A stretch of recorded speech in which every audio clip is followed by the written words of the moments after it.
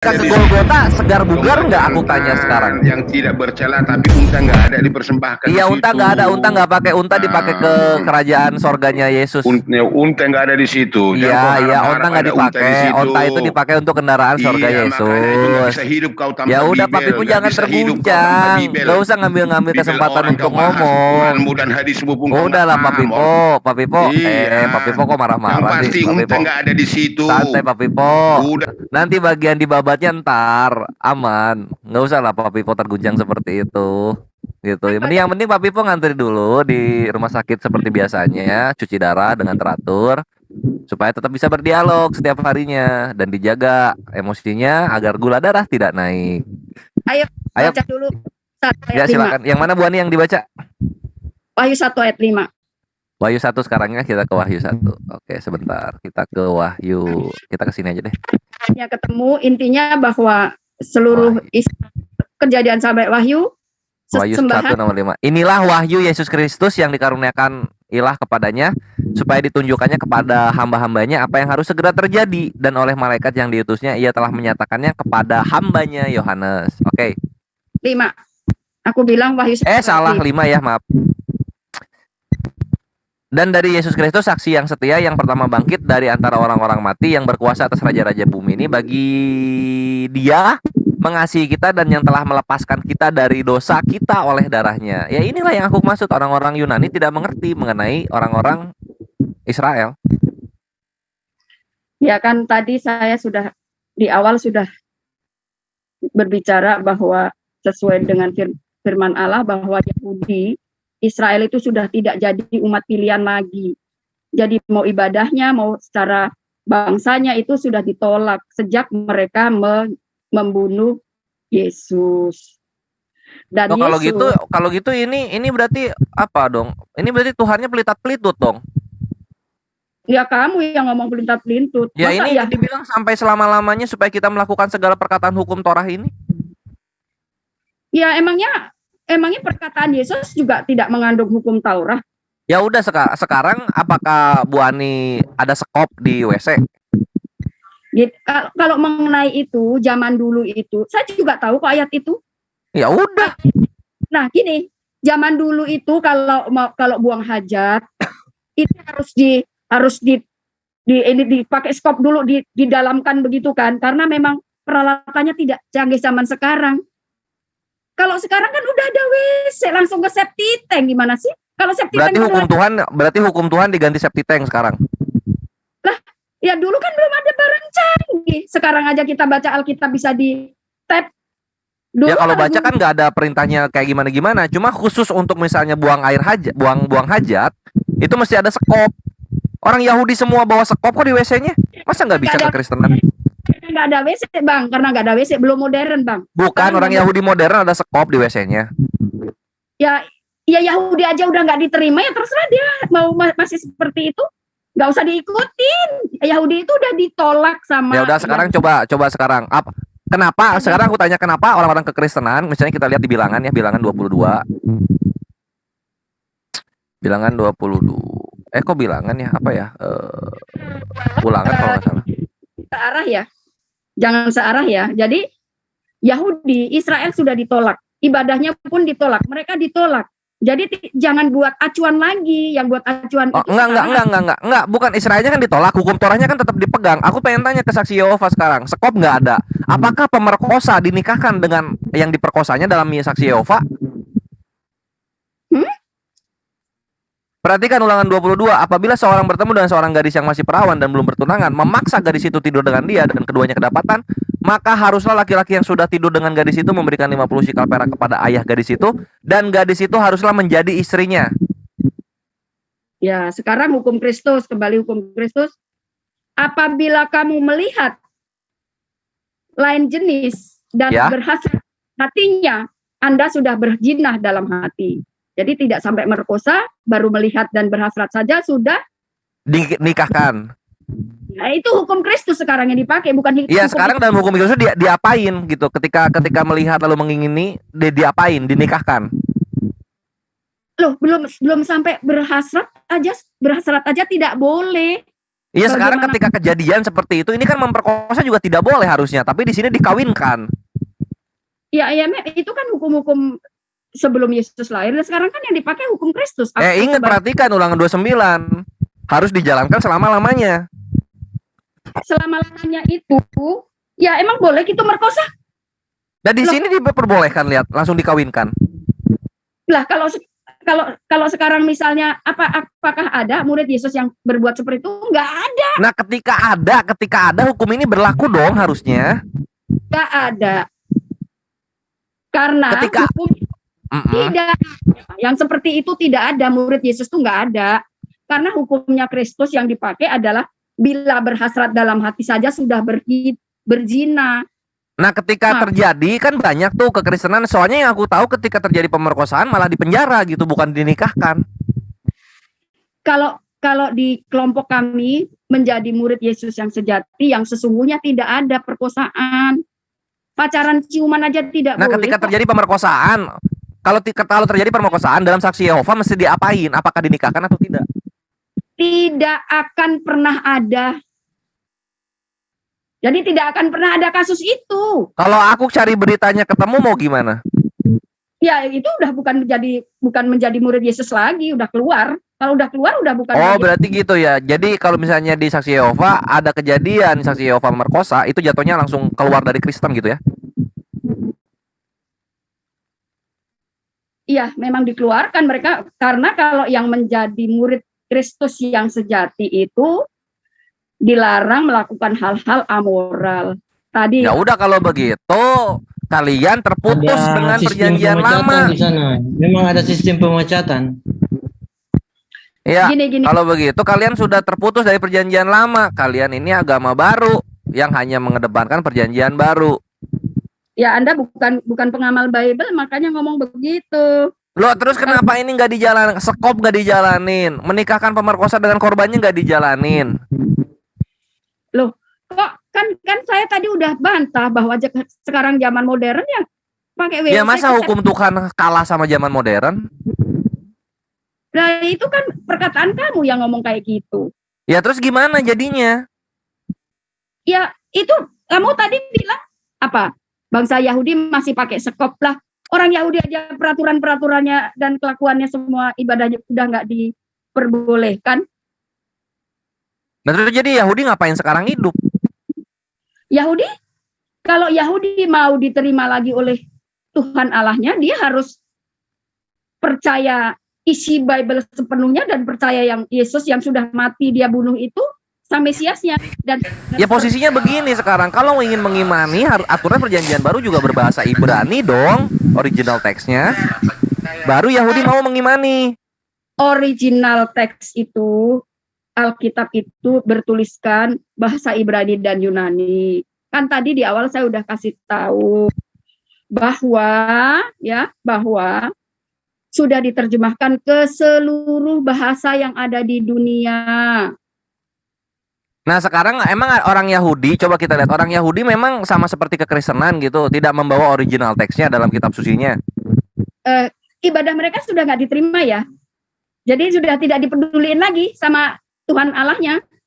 Makanya sekarang yang dipedulikan itu, yang diterima ibadahnya adalah murid Kristus yang sejati. Oke, siap. Kalau begitu, kalau misalnya tidak diterima lagi, kayak gini deh. Sekarang orang Yahudi itu tidak mengimani Yesus, kenapa? Karena ternyata baik dalam perjanjian baru yang berbahasa Yunani, ternyata bapaknya ini tidak pernah berfirman kepada Yesus. Bapaknya siapa? Bapaknya Yesus tuh nggak pernah berfirman kepada Yesus. Kata siapa itu? Kata Yahudi. Kata Iya. kamu. Iya.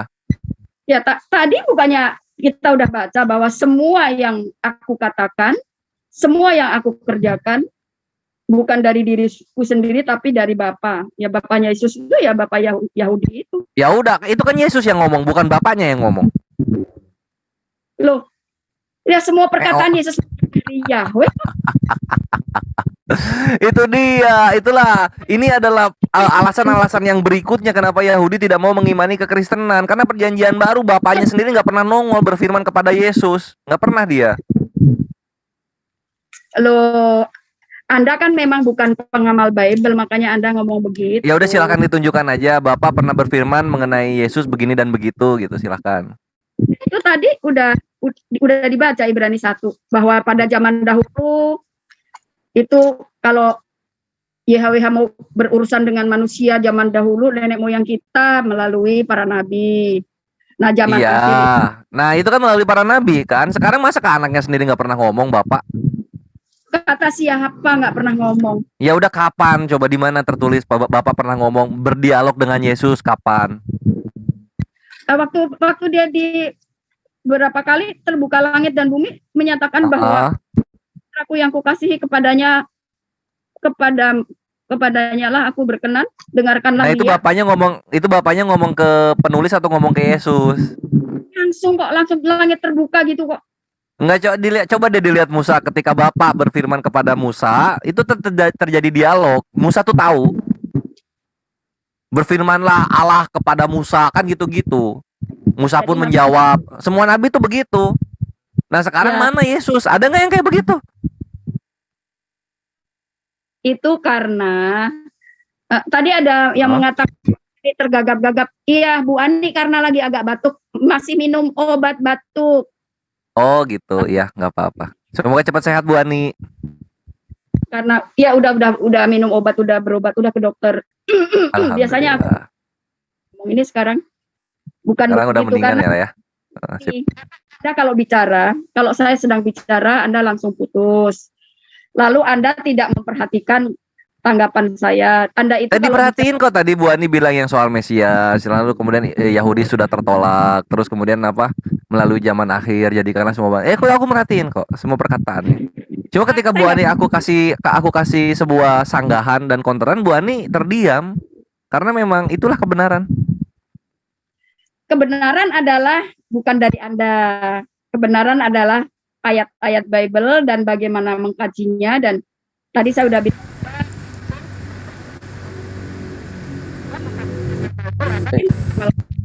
kalau Anda memahami Al-Quran secara penuh ya wajar, tapi kalau Anda mengatakan paham Bible itu impossible karena Anda tidak ada Roh Kudus. Memang harus ada Roh Kudus.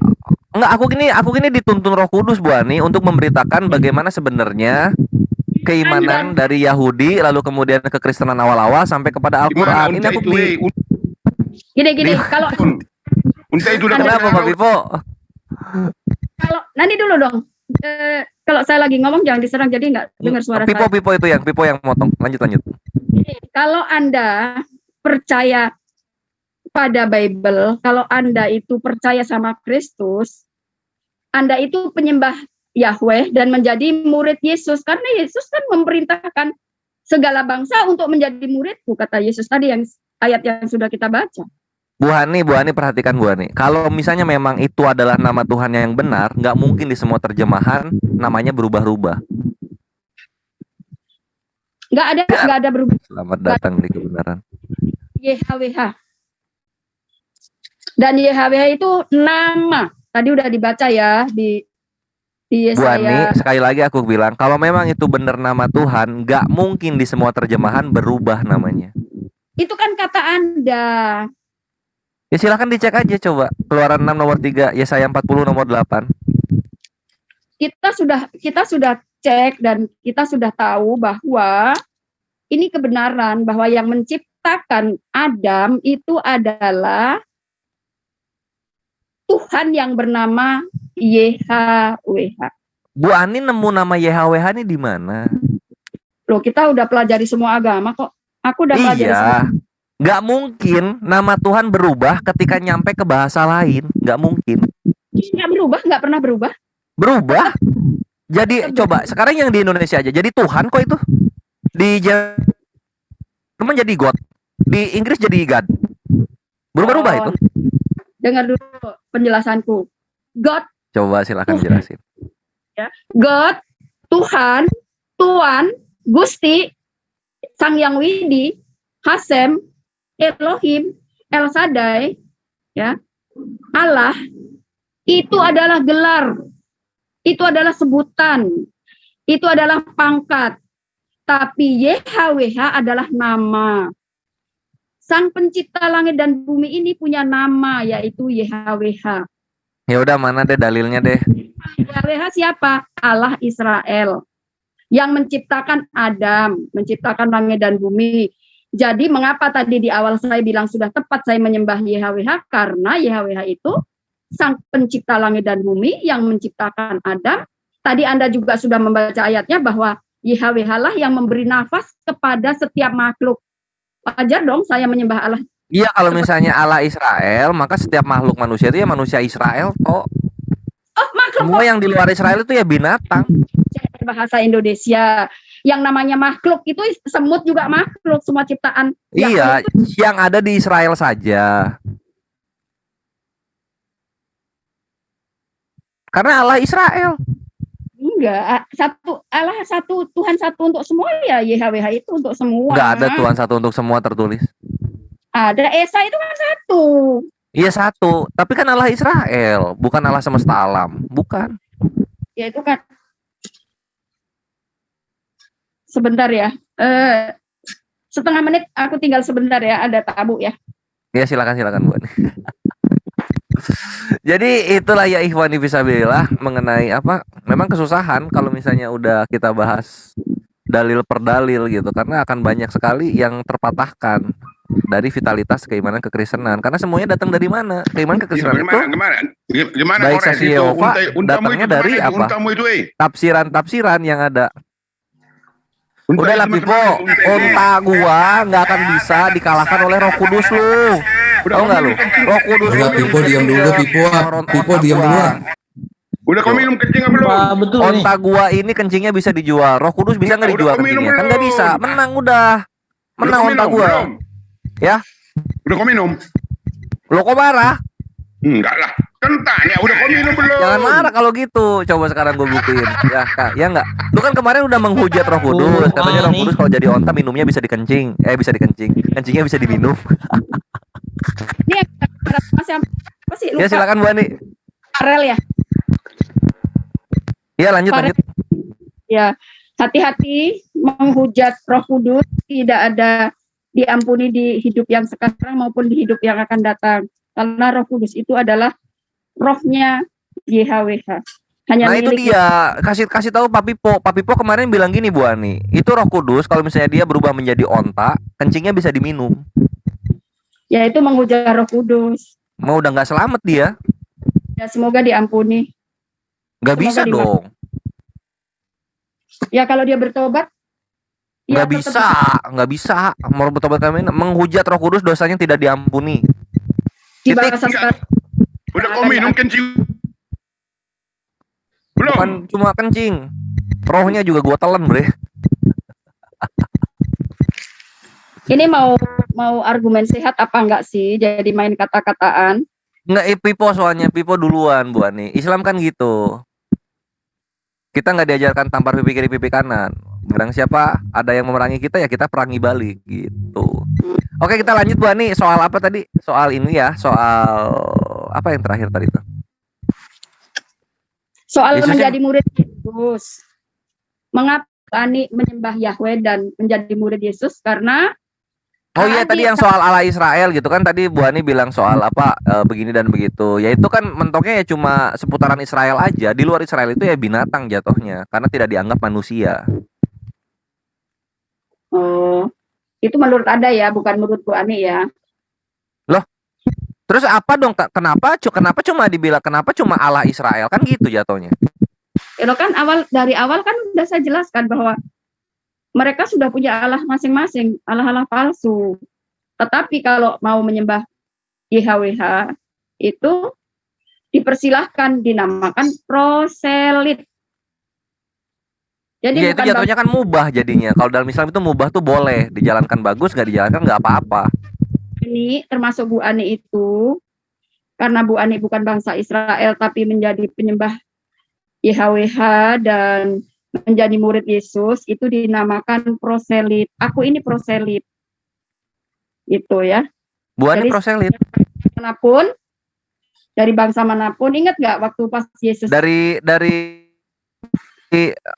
rabi siapa yang rabinya Bu Ani siapa? Hah?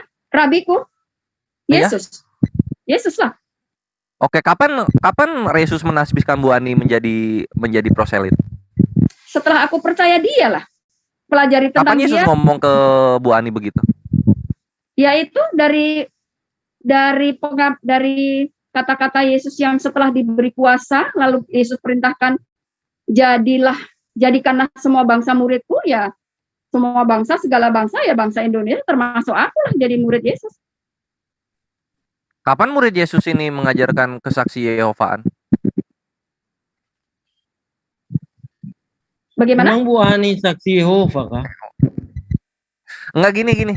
Soal apa?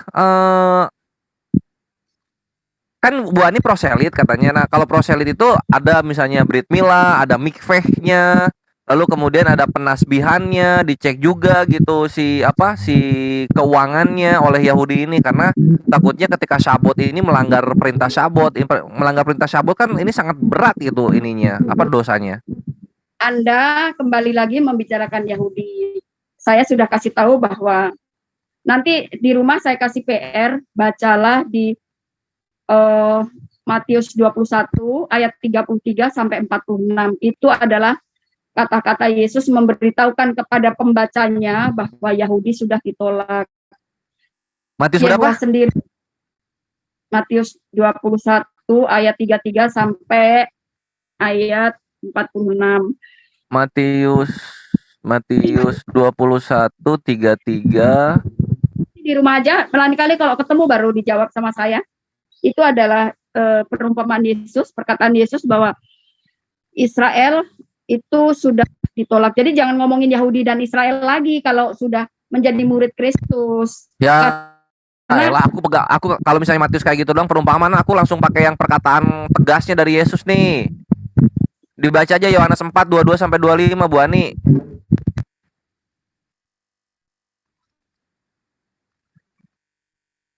Keselamatan datang dari bangsa Yahudi.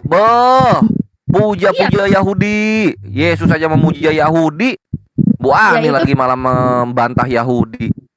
Maksudnya itu Yesus kan dari bangsa Yahudi, dari bangsa Yesus Israel. sipil atau bangsa?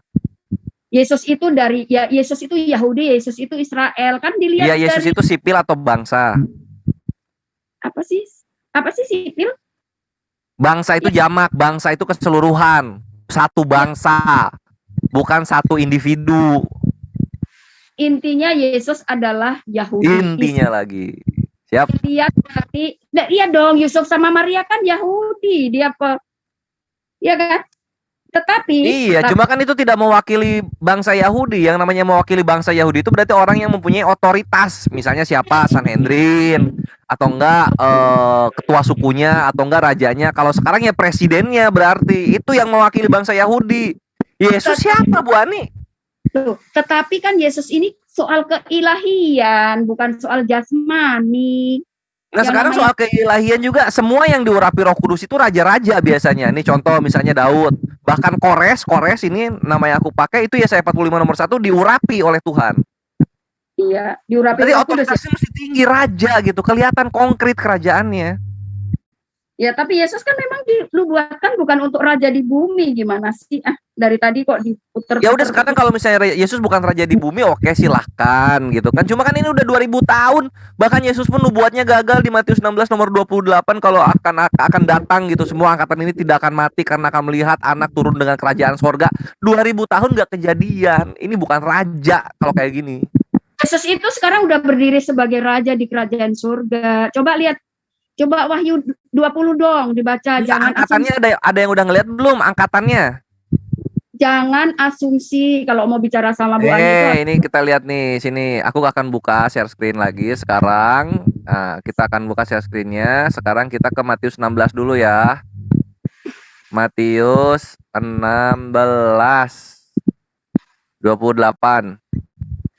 Sesungguhnya di antara orang yang hadir di sini ada yang tidak akan mati sebelum mereka melihat Anak Manusia datang sebagai raja dalam kerajaannya. Ini orang-orang yang muridnya Yesus ini 12-nya udah pada martir, kerajaannya belum turun. Kerajaannya itu nggak pernah turun karena di surga kerajaan Yesus. Nah, kalau begitu ini batal nubuat ini. Coba baca dulu Daniel 2 ayat 44. Daniel, aduh. Itu loh buat Daniel. karena Anda sekarang lari ke kerajaan Allah, ya saya sampaikan soal itu dong. Daniel Kerajaan berapa? 22. Berapa? 2 ayat 44. Daniel 2. Ayat 44. Itu nubuatan Tetapi pada ya. zaman raja-raja ilah semesta langit akan mendirikan suatu kerajaan yang tidak akan binasa sampai selama-lamanya. Ya, Dan terus kekuasaan tidak akan beralih kepada bangsa lain. Kerajaan itu akan meremukkan segala kerajaan dan menghabisinya, tetapi kerajaan itu sendiri akan tetap untuk selama-lamanya. ya. Kalau membacanya cepet banget kayak gitu, apa bisa merenungkan ayatnya? Oke. Kita perhatikan. Tetapi pada zaman raja-raja, ini zaman raja-raja berarti ya. Berarti ini mentoknya sampai ke abad 16. Ilah semesta langit akan mendirikan suatu kerajaan yang tidak akan binasa sampai selama-lamanya. Amin. Iya, Dan kekuasaan kerajaan surga itu. Ya itu kerajaan surga seperti itu. Kerajaan surga ini dari awal atau baru didirikan? Pada zaman raja itu artinya kerajaan ini kan didirikan untuk Kristus. Ini spesial Kristus. Iya. Nah sekarang kerajaan surga ini baru ada di zaman raja-raja atau sudah ada lebih dulu? Zaman raja-raja tahu nggak zaman raja-raja itu apa maksudnya? Zaman raja-raja itu ya itulah satu raja-raja, dua raja-raja tuh zaman raja-raja. Bukan, ya itulah Anda memang suka asumsi. Kalau dikatain asumsi tidak mau, dikasih tahu yang benar juga tidak. Dari tadi tiap ada dalil penjelasannya nggak pakai dalil lagi kalau Bu Ani. Aku tuh nggak mau ngomong Bu Ani asumsi. Cuma Tapi ya itulah asumsi, ngejelasin dalil pakai asumsi, bukan pakai dalil lagi. Kalau aku kan bilang zaman raja-raja, aku langsung ke satu raja-raja, dua raja-raja. Bu Ani kemana Bu Ani? Pada zaman raja-raja ini mengartikan bahwa ketika raja-raja di bumi ini, kerajaan Indonesia, kerajaan Inggris, kerajaan Belanda masih berdiri, raja-raja di bumi ini masih berdiri, kerajaan itu sudah didirikan oleh YHWH, itu maksudnya. Sudah didirikan, ini akan mendirikan loh. Iya, tapi sudah berdiri. Itu akan kapan ditulis? Sekarang udah berdiri. Sekarang sudah berdiri, oke. Di situ gue sepakat. Suatu kerajaan yang tidak akan binasa selama-lamanya, oke. Memang tidak. Dan kekuasaan tidak akan beralih kepada bangsa lain, siap. Sekarang baca di Lukas itu kan kerajaannya yang sudah didirikan. Siapakah Coba raja? kita ke Lukas sekarang ya, kita ke Lukas. Coba kita lihat kerajaan yang sudah didirikan. Mana nih Lukas? Cara membacanya. Lukas berapa? Lukas 1 ayat 32 dan 33. Lukas 1, 32, 33. Oke ini ya. Sesungguhnya engkau akan mengandung dan akan lahir seorang anak laki-laki. Hendaklah engkau menamai dia Yesus. Ia akan menjadi besar dan akan disebut anak ilah yang maha tinggi. Dan Tuhan ilah akan mengaruniakannya kepada tahta Daud bapa leluhurnya. Oke. Salah. Dan ia akan menjadi raja atas kaum keturunan Yakub sampai selama-lamanya dan kerajaannya tidak akan berkesudahan. Ini udah mulai belum?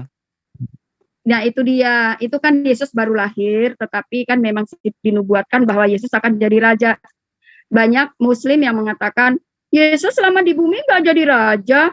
Memang bukan untuk raja di bumi, tapi raja di surga yang sudah dirikan tadi, yang pengertiannya dari yang Daniel 2 ayat 44 tadi, bahwa Allah pencipta langit dan bumi akan mendirikan suatu kerajaan. Kerajaan itu untuk selama-lamanya dan tidak beralih lagi. Itu mengartikan begini, kalau kerajaan manusia di bumi, kalau Elizabeth meninggal kan diganti sama putranya, Charles, ya kan?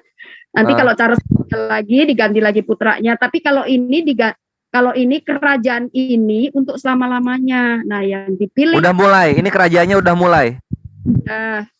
Sudah didirikan dan sudah berdiri. Yesus sudah berdiri. Berarti kerajaan sorganya baru berdiri kan?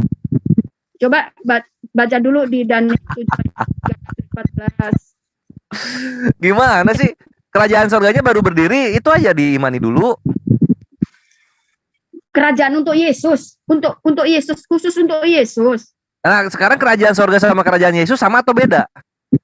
Maksudnya gini, kerajaan ini, kerajaan Allah itu selama-lamanya, tidak akan pernah goyah untuk selama-lamanya. Iya boleh. Mau selama-lamanya nggak akan goyang boleh.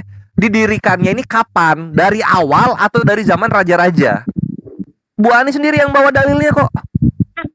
Tadi Anda bilang zaman raja-raja. Apa maksudnya zaman raja-raja? Saya sudah jelaskan. Artinya bahwa ketika kerajaan-kerajaan di bumi ini masih berdiri, kerajaan itu didirikan. Tapi ini yang spesial untuk Yesus ya, kerajaan Nah, itu dia berarti kerajaan sorga yang spesial untuk Yesus baru berdiri kan gitu. Ya, oke. Ya kalau Anda pengertiannya sampai di situ nggak apa-apa. Tapi baca dulu di biar Anda tahu dulu mengapa. Ini kan jadinya ada Ya, kan ya ini coba, kan udah kerasa kan konsekuensi logisnya kan? coba Udah baca kerasa kan dulu. konsekuensi logisnya kan? Wahyu dulu.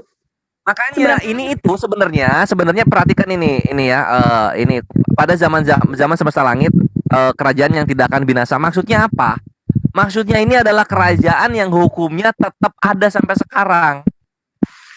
Oke, kita lihat di sini ya syariah law countries. Nah ini hukum Allah yang masih digunakan oleh bangsa-bangsa. Nah, Iya orang aku jelasin kamu malah kayak gitu. Baca dulu. perhatikan di sini. Nih, ini ada. Aduh, bentar dulu. Aduh. Oh, sekarang kok jadi kayak gini ya? Dibaca dulu Wahyu 20 ayat 6 dong. Nah, perhatikan ini. Nah, ini. Bo, ini baru hukum Allah masih lestari sampai tahun 2022 dari Afghanistan sampai ke Yemen. Ya itu kan raja-raja duniawi. Kita kan lagi Enggak, ini baru yang nyata gitu. Ini baru yang masih masih abadi sampai sekarang masih ada gitu. Kerajaan mana sih negara yang menggunakan hukum kasih? Di mana sih? Aku membicarakan kerajaan surga, Anda membicarakan hukum dunia yang nggak bisa nyambung. Ya karena memang tidak tertulis kerajaan sorga di sini, Ibu Ani yang kukasihi. Coba baca Tidak dulu. tertulis dari semua dalil yang dibawa oleh Bu Ani tidak tertulis kerajaan sorga. Selamat datang di kenyataan. Dulu Wahyu 20 ayat 6 aja deh ayat 6. Lukas Atau dari- 1, Daniel 22, Matius 16 nomor 28. Gak ada tertulis kerajaan sorga. Masih aja ngeyel. Loh, semua di Alkitab kan Anda suka baca bahwa orang yang melakukan zina, orang yang melakukan cabul tidak akan mewarisi kerajaan surga. Itu maksudnya kerajaan. Ya udah, itu kerajaan surga itu nanti lagi. Cuma yang Tuhan janjikan di zaman raja-raja di Daniel 22 ini itu adalah untuk Islam. Karena ini nanti sambungannya ke Kejadian 15, Bu Ani. Perhatikan di sini Kejadian 15. Kejadian. Alkitab nggak ada hubungannya sama Islam. Nggak ada. Nggak percaya. Nih perhatikan di sini. Pada hari itu Tuhan mengadakan perjanjian dengan Abram serta berfirman, kepada keturunan Nuh ku berikan negeri ini mulai dari sungai Mesir sampai ke sungai yang besar itu Efrat. Perhatikan ini.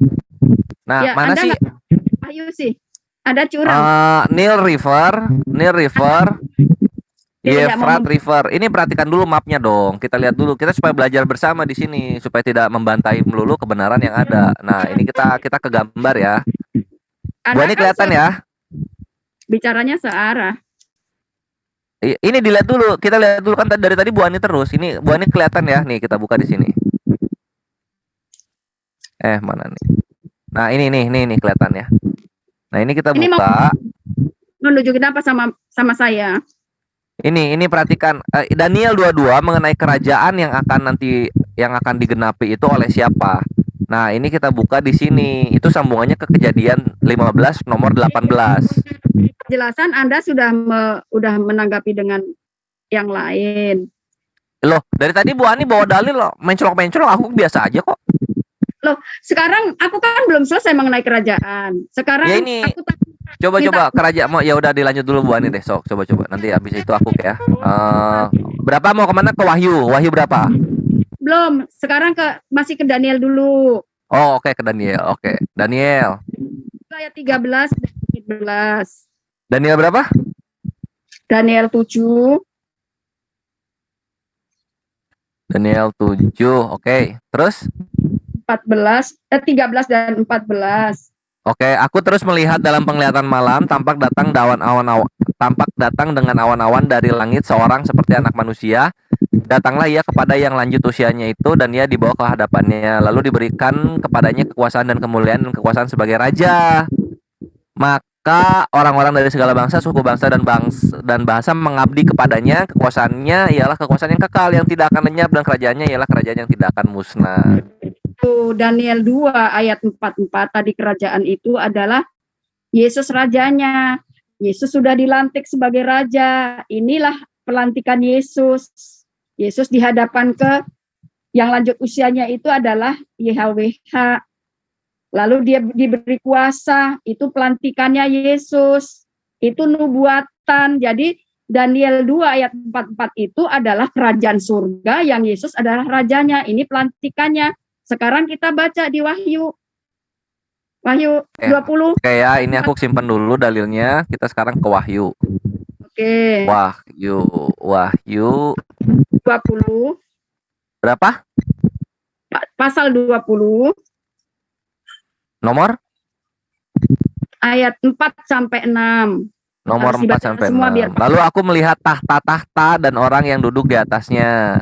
Kepada mereka diserahkan kuasa untuk menghakimi. Aku juga melihat jiwa-jiwa mereka yang telah dipenggal kepalanya karena kesaksian tentang Yesus dan karena firman Theos, yang tidak menyembah binatang itu dan patungnya, dan yang tidak juga menerima tandanya pada dahi dan tangan mereka.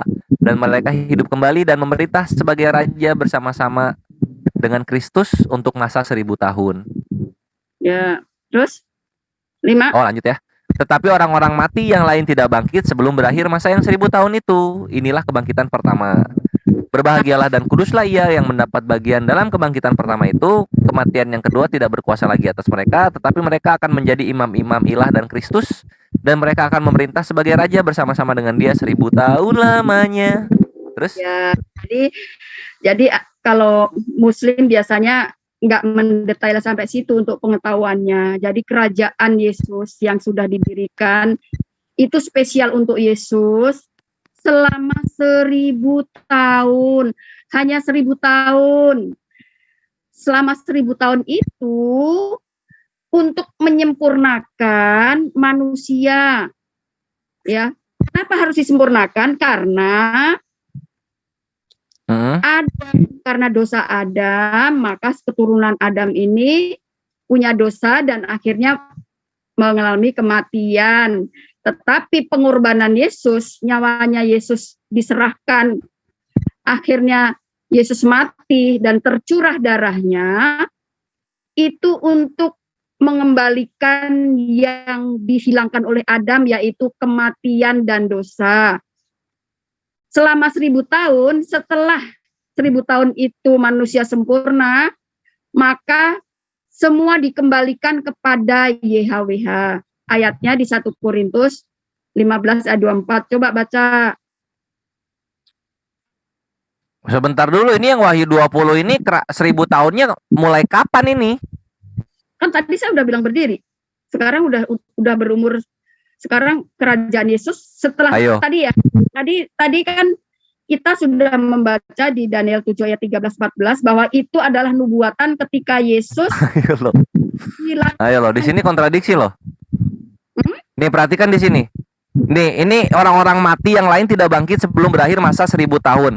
Nah, ini kan orangnya udah, berarti ini kan bangkit nih orang-orang yang ini nih. Aku belum menjelaskan yang itu. Jadi Ayo mau kemana? Ayo. Gini bro, aku tidak usah diayo-ayo, aku paham semua isi Bible, gimana sih? Ya udah silahkan, kan ini 1000 tahunnya udah dimulai di tahun berapa kalau misalnya kita ke Masehi? Ya, jadi orang-orang sebuah kerajaan itu Yesus tidak mungkin sendirian. Ya, tadi itu dijelaskan bahwa orang-orang itulah yang membantu Yesus dalam kerajaan Yesus. Orang-orang itu siapa? Orang-orang itu yang mereka dipenggal kepalanya, yang bersaksi tentang Yesus, yang bersama-sama dengan Yesus. Itulah mereka yang bersama-sama Yesus yang menduduki tahta-tahta, menjadi imam-imam Allah dalam kerajaan Yesus 1000 tahun. Menjadi raja juga, sebagai raja bersama-sama. Iya, itu di surga. Tahta Yesus itu, kerajaan Yesus itu di surga. Di Bible ya, di Alkitab Bible itu banyak sekali yang mengatakan kerajaan surga. Iya, kerajaan sorga. Nah, ini kerajaan sorga ini udah mulai kan? Berarti udah akan ini udah mau jalan 1000 tahun. Lagi di tahun berapa sekarang? Tahun 700 berarti. Mulainya berdiri tahun 1914. Baru itu pelantikan itu ketika tadi dibaca itu tahunnya 1914. Jadi baru Berarti baru banget. lah memang iya kok, Yesus memang ditatahkan baru tahun itu kok. Yesus ditatahkan itu dan itu akan berlangsung 1000 tahun. Berarti nanti beresnya itu di 2914 beresnya berarti. Mulainya itu loh kok 1000 tahun kok. Pak sekarang aja baru bertahta baru 100 tahun kok. Ya makanya kan 2900 karena aku bilang. Ya, coba di itu. Ayo. Coba baca dulu di 1 Korintus 15 ayat 24 yang tadi saya sebutkan. Bentar. Berarti ini kan udah ada yang bangkit kan? Ya nggak? Udah ada yang bangkit dong. Harusnya dong. Anda betul pintar, cerdas, tumben cerdas. Ah, cakep. Kita berarti ke 1 Korintus ya. 1 Korintus 15 ayat 24. 15 tubuh mulia.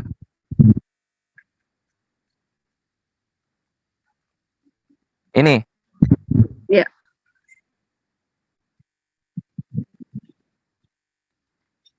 Kemudian tiba kesudahannya, yaitu bila mana ia menyerahkan kerajaan kepada Allah Bapa sesudah ia membinasakan segala pemerintahan, kekuasaan dan kekuatan. Gitu. Ya, jadi setelah 1000 tahun, setelah manusia sempurna seperti yang dikehendaki YHWH, maka diserahkanlah kerajaan itu setelah Yesus memimpin kerajaan itu selama 1000 tahun saja. Nah, tugasnya Yesus selesai, lalu diserahkan kepada YHWH Bapaknya. Dan kerajaannya terus berlangsung forever. Di sorga. Iyalah, di surga. Di surga berarti kan nggak ada efeknya kan ya, nggak ada efeknya ke bumi kan ya? Ini untuk kerajaan surga, untuk bumi dan surga. Yang di surga aja cuma segitu jumlahnya, yang bangkit doang itu berapa? Yang memimpin bersama Kristus di surga itu adalah mestinya kedua belah suku Israel. Karena Israel atau Yahudi menolak Yesus sebagai Mesias, sebagai raja mereka, maka kedua belah suku Israel yang bangkit tadi, yang dibaca tadi, yang sudah bangkit itu adalah pengganti kedua belah suku Israel. Hanya itu yang masuk surga kalau di Bible itu yang masuk surga. Oke, dia memerintah di bumi juga berarti. Ini Yesus ini memerintah di bumi juga. Nanti dulu. Kerajaan surga, kerajaannya memang di surga, tapi memerintah dan bumi. Nah, sekarang rakyat yang di bumi siapa? Ya pengikut Kristus yang sejati, ya penyembah-penyembah Yahweh yang benar. Oke, rakyatnya itu yang di bumi, rakyatnya berarti kan gitu. Itu Bu Ani nggak ke surga karena yang di surga cuma segitu doang pengganti. Oke, tentara-tentaranya kerajaan itu nggak di surga, di bumi, di surga semua, nggak di bumi. Kalau tentara-tentara yang dimaksud bala tentara Allah ya, suka membaca bala tentara Allah ya. Bala tentara Allah itu adalah para malaikat yang masih setia. Sekarang ketika rakyatnya ini mendapatkan persekusi, mendapatkan gimana, kok nggak ada pembelaan dari kerajaannya? Gimana maksudnya? Ketika rakyat kerajaan surga ini mendapatkan persekusi, misalnya kemalingan atau dirampok atau dibunuh, kok nggak ada ininya? Bala tentaranya kok nggak ada yang turun dari surga? Siapa yang kemalingan kerampok? Ya misalnya nih, kita ambil contoh satu ya, misalnya ada yang diperkosa misalnya nih. Melebar nih. Apa? Melebar. Loh, kita kan sebagai rakyat itu kan pasti memberikan upeti kepada Tuhan, kepada kerajaan. Lalu kerajaan melindungi kita kan begitu. Setelah Yesus mati nggak ada upeti-upeti lagi, semuanya udah di dalam Yesus. Loh, kerajaan nggak ada upeti, berarti nggak ada perlindungan dong. Kerajaan Allah kok disamakan dengan kerajaan manusia sih? Iya, kerajaan Allah tuh gimana bedanya? Ngapain mengambil konotasi-konotasi dari manusia lalu diterapkan ke Tuhan gitu, ketika tidak mau diterapkan apa yang ada definisinya di dalam kemanusiaannya? Gimana sih? Maksudnya maksudnya kan tadi saya sudah katakan bahwa kerajaannya memang berada surga, tetapi memerintah surga dan bumi gitu ya. Nah, yang Iya, memerintah surga dan bumi kan. Berarti kan ada perlindungan bagi rakyat-rakyatnya di bumi. Harusnya kan gitu. ini kan belum berlangsung. Yang bumi belum berlangsung. Lah tadi katanya 1914 sudah mulai. Ya itu di surga. Jadi yang 144 ini hanya dia yang masuk surga. Hanya dia yang membantu Lah terus Yesus. di buminya mulainya kapan? Kerajaannya mulai di bumi kapan? Oh ya, mulai berlaku ya maksudnya ya untuk Ya sekarang mulai bukan- berlaku ya. Sekarang baru surga saja. Oh, heeh. Untuk di bumi nanti setelah peperangan Allah yang Maha Tinggi, setelah Yesus datang yang kedua kalinya. Setelah Yesus datang yang kedua kalinya, barulah setelah selesai penugasannya Yesus datang yang kedua kalinya, barulah berlaku kerajaan surga itu memerintah surga dan bumi. Dan sayalah, orang-orang seperti sayalah yang hidup di bumi. Bumi ini akan dirubah jadi Firdaus. Seperti apa Firdaus? Seperti Adam dan Hawa sebelum jatuh dalam dosa. Jadi langit dan bumi di Bible banyak ayatnya yang mengatakan bahwa bumi ini tidak akan pernah dihancurkan. Salah satu ayatnya di Yesaya 55 ayat yang ke-18, Oke. yang ke-11. Oke, sekarang aku akan menjelaskan ini yang apa kalau misalnya kan itu menafsirkan dari perjanjian lama punyanya orang-orang Yahudi ya. Sekarang ini kami sebagai Islam akan memberikan penjelasan yang lebih konkret mengenai apa yang terjadi di dalam dalam keimanannya Yahudi. Pertama Dari kita ya. Dari ayat-ayat mana? Dari Sama-sama ayat dalilnya. Tadi yang Daniel 2 di sini ketika dibilang bahwasannya apa pelantikannya udah jelas Yesus gitu kok. enggak kok di perjanjian lama enggak tertulis Yesus, jadi bisa siapa aja. Loh, yang datang dari awan-awan itu Yesus. Mana tertulis Yesus? Yang datang dari awan-awan itu semua kalau buku Daniel itu kalau dibaca semua itu menubuatkan banyak sekali tentang Yesus. Itu tafsir itu. Ya Anda nggak tahu karena nggak ada Roh Kudus. Ini gue dibimbing Roh Kudus untuk menentukan bahwa inilah kebenaran. Perhatikan di sini. Tadi itu Itu Muslim nggak ada hanya ingin menyangkal ayat-ayat Bible itu. ya karena tidak tertulis Yesus. Karena Dari Daniel tadi, lalu kita nanti lanjut ke Kejadian 15. Perhatikan, kita langsung jebret ke sini nih, jauh banget.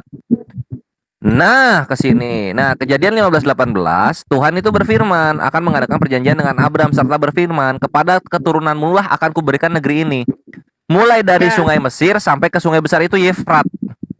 ya, silakan nanti saya kasih tahu tentang ayat itu. Oke, silakan ya. Nah, ini sekarang siapa sih yang menggenapi keturunannya Abraham tentang sungai Mesir sampai sungai Yefrat? Kalau nggak tahu nih sungai Mesir, sungai Yefrat itu di mana? Ini ya. Ini kita akan pakai ini. Ini sungai Mesir. Nah, ini sungai Yefrat. Ini ya. Ini ada di Syria Timur. Sebelum dijelaskan, menurut Anda Adam diciptakan di bumi apa di surga, Bang? Ya, Adam diciptakannya di sorga lah. Kalau menurut Bible di bumi. Itu beda Ya udah kan nggak apa-apa. Ini kan ini keturunannya Abraham yang kita bahas. Nah, ini ya, perhatikan di sini. Ini Mesir, ini Yefrat. Kita lihat sekarang kerajaannya si Solomon ini. Kita lihat kerajaannya Solomon ini udah nyampe mana. Nah, ini ya, kita misalnya Solomon. Daud Kingdom. Oh, ya habis ngomongnya beda sih. Salomo gitu aja atau Sulaiman malah tahu. Nah, Daud Kingdom map. Nah, kita gitu ya. Pertama Daudnya aja dulu deh. Nah, ini Daud. Kok malah map beneran gambar. Ini dari mana? Ini udah mau jelaskan itu dari mana? Dari sejarawan. Iya, kita lihat pemetaannya tuh segede apa gitu kerajaannya. Nah, ini ya. Anda mau ngomong apa sih? Nah, ini Daud. Perhatikan ini Daud. Ini Daud. Daud ini nggak nyampe kerajaannya. Nah, sini. Kita gedein dulu. Nih ya. Kita ke sini dulu. Tuh, Daud tuh nggak nyampe. Ini Yufrat. Ini Sungai Iya, Mesir. Daud Sungai cuma Efrat, segini. Nggak tergenapi oleh Daud. Firman-Nya Tuhan di Kejadian 15. Oh, mungkin anaknya Salomon, mungkin. Iya, oke, siap. Kita lihat Salomon. Salomo bukan pakai N. Ntar kalau pakai N jadi Salmon. Ya, aku pakai pelafalan Inggris. Nah, coba sih ya. Solomon Kingdom. Map.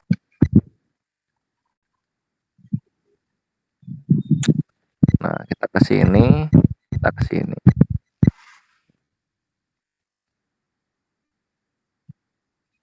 Nah, di sini baru. Ini kita gedein dulu.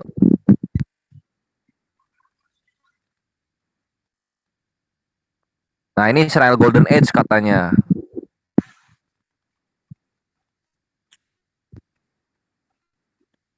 Solomon cuma sampai sini ya.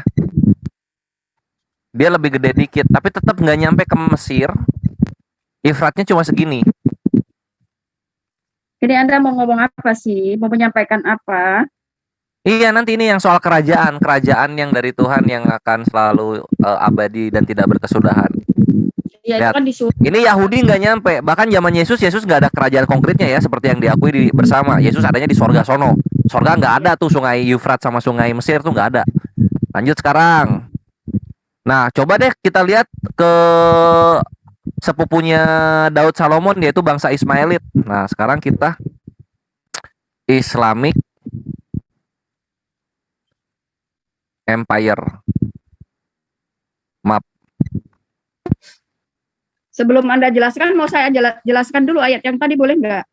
Tunggu sebentar dong. Ini. Ini Islamic Empire ya. Nah, kita kesini aja nih yang gede.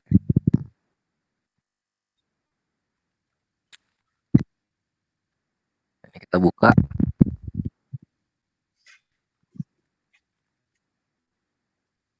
Gede banget.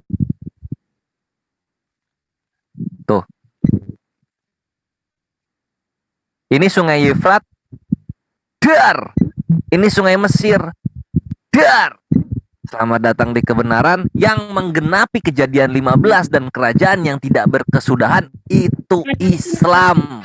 Bukan kebenaran. Bukan Kristen, bukan Yahudi.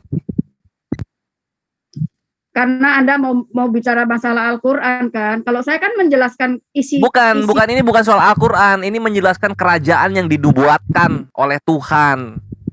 Ya. Terus, Nah, terus kalau misalnya kita mau lihat lagi, tadi mana datanya yang soal mana ya? Mana sih? Mana? Nah, terus kalau misalnya kita lihat Syariah Law tadi, Syariah Law countries, nah kan ini coba aturan ada ini apa? Hukum kasih, negara-negara hukum kasih, cuma kan nggak ada. Seperti yang diakui tuh. Ini masih ada. Aduh, halo. hukum kasih itu hanya melalui Kristus dan hukum Nah, kasih. lihat, ini masih ada yang menggunakan. Oh, masih banyak banget. Bentar.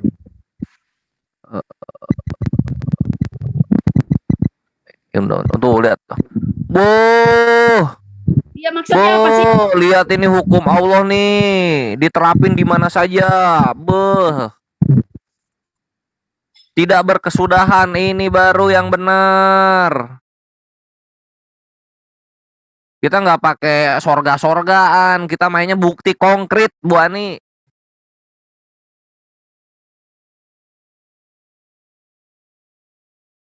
Oh, kan Bu Ani terdiam kan jadinya? Enggak, tadi mati sendiri kok.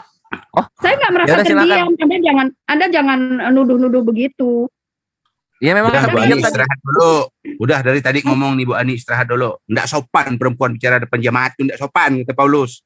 Nanti Paulus bangun ditempelengnya kau tuh. Di 1 Korintus 14 tuh, sebab nggak sopan perempuan bicara dalam jemaat. Lihat nih. Siapa yang nggak sopan ya? Siapa yang nggak sopan ya? Oh, buset. Ini baru kerajaan yang dijanjikan oleh Allah kepada umat manusia, tidak berkesudahan. Bahkan kita merasakan yang di Indonesia sini. Kenikmatan mana lagi yang mau kau dustakan, Bu Ani? Ya, tetapi kerajaan surga itu nanti untuk seluruh bumi. Kalau itu kan sekarang kerajaan-kerajaan ini juga nanti akan dihancurkan. Ya kalau misalnya masih ngobrolin nanti aja ya berarti kebenarannya masih nanti. Kita kebenarannya sekarang udah ada. Kerajaan ya sekarang ini tugasnya sebagai murid Yesus yang sejati berusaha membuat murid semua bangsa menjadikan murid Yesus supaya nanti menikmati kerajaan yang didirikan itu.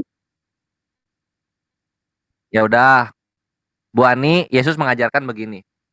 Coba aku pengen ngetes ini. Bu Ani nih kalau misalnya memang adalah murid Yesus, kalau misalnya aku minta ke Bu Ani 10 juta, dikasih nggak? Tergantung dengan kemampuan. Bu Ani mampunya berapa? Kalau hukum saling memberi itu kita melihat ajaran Yesus seperti untuk ini maksudnya untuk siapa ini? Untuk aku. Sedangkan di gereja kami pun perpuluhan aja nggak ada. Bukan perpuluhan, aku minta ke Bu Ani 10 juta. Bu Ani ngasih nggak?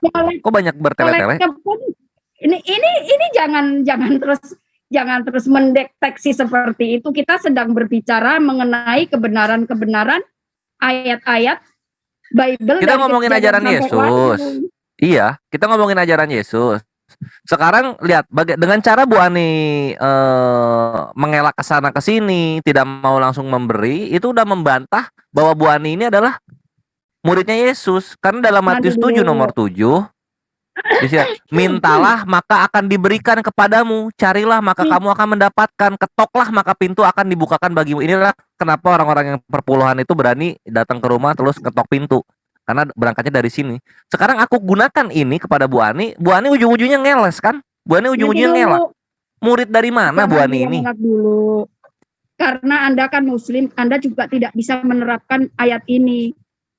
Ayat ini adalah bukan untuk harta, tetapi ketoklah carilah itu untuk Roh Kudus. Jadi kalau berdoa minta Roh Kudus itu seperti ngetok pintu, seperti minta dalam doa, itu adalah untuk Roh Kudus, bukan untuk minta uang. Nah, Bu Ani kena itu di Matius 7 nomor 9. Adakah seorang daripadamu memberi batu kepada anaknya jika ia meminta roti? Lah gua minta uang malah disuruh minta roh. Nanti dulu, itu apa? Semua ayat-ayat itu adalah untuk meminta. Jadi artinya gini. Itu di akhir ayat itu dikatakan kalau bapakmu yang tidak sempurna saja tidak mungkin memberikan kepadamu batu kalau meminta roti, apalagi Bapa yang di surga. Apabila kamu meminta Roh Kudus maka Bapa akan memberikannya. Itu perumpamaan. Lah gue mintanya uang, Bu Ani. Gue mintanya uang ke Bu Ani lagi gue mintanya. Iya, itu ayat itu tidak untuk minta uang tapi Roh Kudus. Jadi gini, atau memberi ular jika ia meminta ikan. Iya. Lah gue minta uang kok disuruh minta Roh Kudus. Nanti dulu. Sekarang gini. Tugasnya Bu Ani sebagai murid Yesus yang sejati adalah memberi, ya kan? Lebih baik memberi daripada menerima, begitu kan? Nggak ada itu dalilnya. Ada ayatnya. Lebih baik memberi daripada menerima. Maksudnya begini ya, Bang. Dengar dulu. Dengan seksama.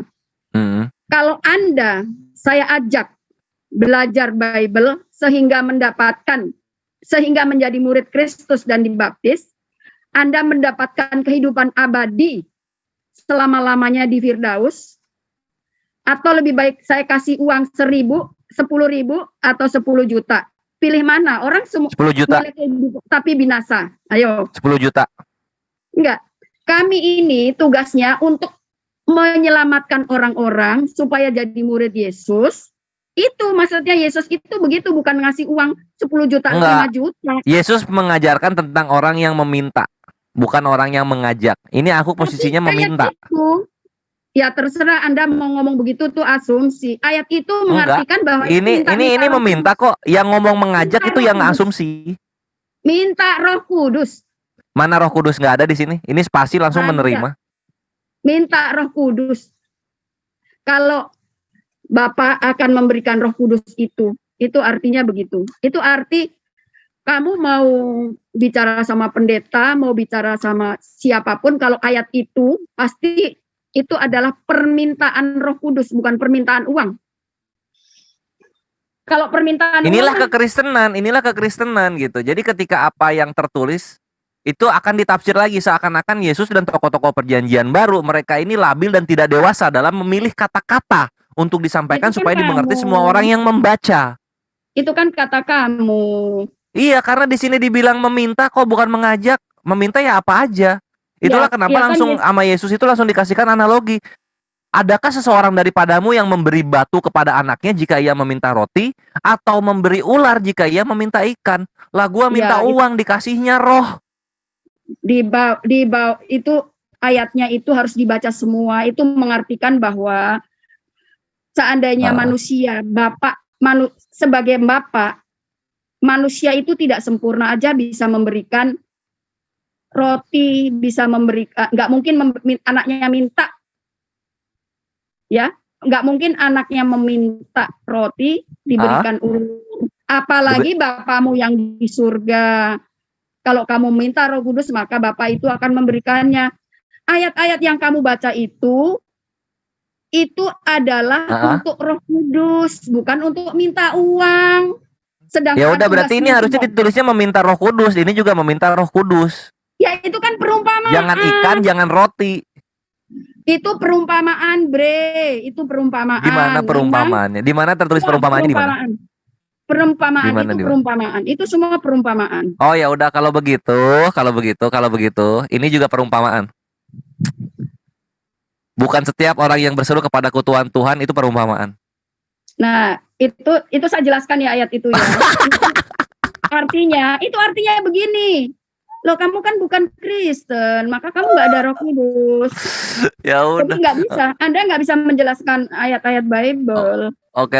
Ini juga yang Daniel ini juga perumpamaan sebenarnya. Ini mana? Nanti dulu dong satu-satu. Oh ya udah apa Matius yang mau ya? 7. Nah, kamu bawa Matius 7 tadi. Bukan setiap orang yang berseru kepada Tuhan akan masuk ke dalam surga kan? Nah, Iya. itu juga sama dengan artinya tidak semua orang yang mengaku Kristen akan masuk surga, hanya dia yang melakukan kehendak Bapa. Dan Enggak, kami berusaha melakukan kehendak Bapa. Enggak, ini perumpamaan yang melakukan kehendak Bapa, ini perumpamaan. Yang benar itu perumpamaannya adalah kalau misalnya ada Roh Kudusnya, maka dia tentunya akan langsung auto surga. Anda nggak ada Roh Kudus, maka ngomongnya seenaknya aja. Bukan seenaknya, memang ini Iya, Matius 7:21 ini perumpamaan. Karena ini warna merah. Iya, itu kan asumsi Anda. Lo bukan asumsi dong. Anda itu tidak bisa mengartikan ayat-ayat Bible, bro. Enggak. Ini kan bukan kalimat yang sebenarnya ini. Ini sebenarnya Yesus sedang mengumpamakan sesuatu kan, Bu Ani? Tidak mengumpam. Itu artinya tidak semua orang yang mengaku Kristen, tidak semua orang yang mengaku dia Yesus, yang tidak semua orang yang berseru kepada Yesus tetapi akan masuk surga, tetapi hanya dia yang melakukan kehendak Bapa. Nah, sekarang mencari kelompok atau orang-orang yang melakukan kehendak Bapa yang seperti apa. Bukan, ini maksudnya nih, ini bukan berseru sebenarnya. Ini tuh perumpamaan berseru ini. Ini tuh yang benar itu adalah yang ini apa? Anda kok mau merubah-rubah? Mengajak gitu. Anda itu siapa? Anda itu kok mau merubah-rubah? Tadi Bu Ani di sini roti dibilang Roh Kudus. Kenapa ketika gue bilang berseru ini bukan berseru malah disalah-salahin? Memang Anda tidak ada Roh Kudus, makanya Anda gimana sih? Loh, kan saya udah bilang berkali-kali Anda tidak ada Roh Kudus. Maka iya, jadi ini setiap orang yang berseru ini maksudnya orang yang keceplosan gitu maksudnya. Kalau misalnya berserunya dengan sungguh-sungguh tentunya akan masuk surga, gitu loh maksudnya. Tidak, itu artinya itu kan harusnya ayat itu kan harusnya digabung dengan ayat 23 baru dapat Iya, ini iya kalau kita gabung ke sini maka dapat di sini. Oh, ini maksudnya tuh yang berserunya yang tidak sungguh-sungguh. Kalau misalnya sungguh-sungguh itu tentu dia akan Enggak, masuk kerajaan surga. Nanti ayat itu tidak seperti itu. Kalau Dan memang tidak mematikan seperti ayat itu, ini perumpamaan kok.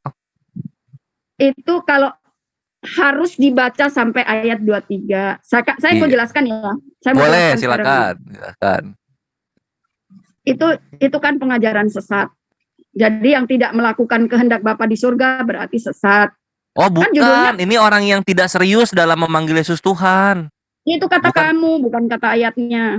Loh, Dengar dulu. ini kan perumpamaan. Kita tuh tidak boleh membaca dengan letterless. Harus Nanti perumpamaan. Nanti dulu. Itu artinya Hmm. seperti ini, Bro. Gimana? Aku jelaskan dari ayat 21 sampai 23. Boleh. Itu piskop yang benar seperti itu. Ya. Yang benar kata Bentar dulu. siapa? Ini ada, nanti dulu. Saya salah sebentar. Satu menit. Ada mengatakan bagi penyembah Yesus itu adalah penghujat.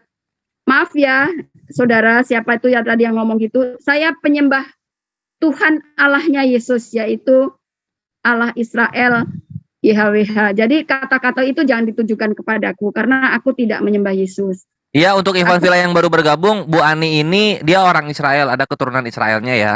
Jadi dia menyembahnya ke Allah Israel, bukan ke Allah yang di Allah. Indonesia.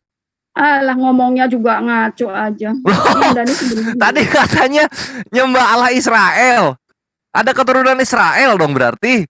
Enggak, proselit tidak harus, saya katakan tadi proselit. Proselit itu dari bangsa manapun, kalau dia mau menyembah Allah Israel, yaitu menjadi umat YHWH Allah Israel. Proselit, bro. Proselit. Proselit.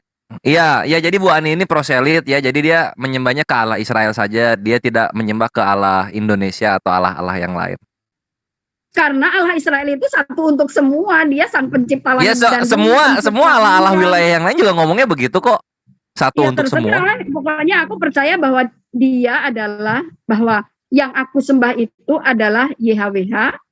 Dia adalah Allahnya, Tuhan Allahnya Yesus, yang disembah Yesus, dan juga yang disembah oleh para nabi sebelum Yesus.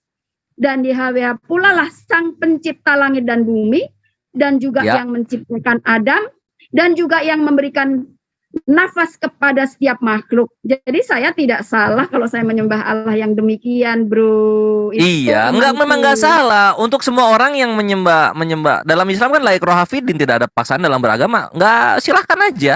Ya, sama. Gitu. Karena nanti ada yang wilayah-wilayah lain juga ngomong ini karena ini juga ada Tuhan Sukijat. Sukijat juga menciptakan seluruh alam semesta. Sukijat juga disembah oleh nabi-nabi, dan Sukijat adalah Tuhan yang benar. Sukijat adalah Tuhan di Edom. Kayak gitu-gitu. Ya terserah. Ya itu pembuktiannya ya nanti aja setelah hari kiamat. Setelah Nah, itu Yesus dia datang kan kedua ujung-ujungnya kan kali. pembuktiannya nanti-nanti semua. Kalau Iya Islam dong. tuh udah ada konkret bukti nyata ini loh. Apa yang dibilang kejadian loh, udah kelar itu posisinya. Jadi Padahal pembuktian semua- tuh nggak semuanya nanti. Kalau Islam itu pembuktiannya Itu udah kan menurut di dunia ini Anda. udah terbuktikan ya. Masa masih nggak percaya udah ada pembuktiannya kan gitu. Itu kan menurut Anda. Kalau menurut kami, menurut Bible, ya semua yang terjadi itu udah tertulis di Bible. Apa aja yang terjadi? Apa Ya, aja yang terjadi? Mulai dari diciptakannya langit dan bumi dan Adam seluruh Ya semua agama juga diciptakan langit dan bumi ada kayak gitu-gitu. Ya, tapi siapa Maksudnya dulu yang ketika nubuat-nubuatnya itu lo ngomong apa nih soal kejadian. Contoh misalnya dalam Islam ya Ali Imran 78 nih misalnya. Ali Imran 78. Kita yang simpel-simpel aja. Nah, nih kita ke Kalam Sindonius. Nah, di sini dikatakan wa inna minhum la fariqoya koyau na alsinatahum bil kitabi.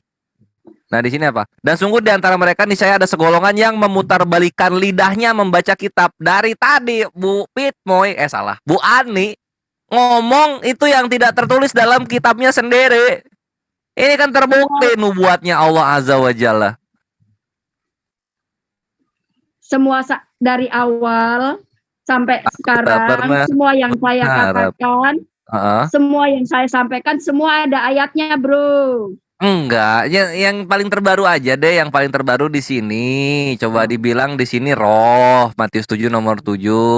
Ini roh, ini kan nggak tertulis sama sekali ada roh di sini. Itu kan memutarbalikan lidah namanya. Itu ayat apa sih? Itu ayat buku apa tadi? Markus ya? Matius 7 nomor 7.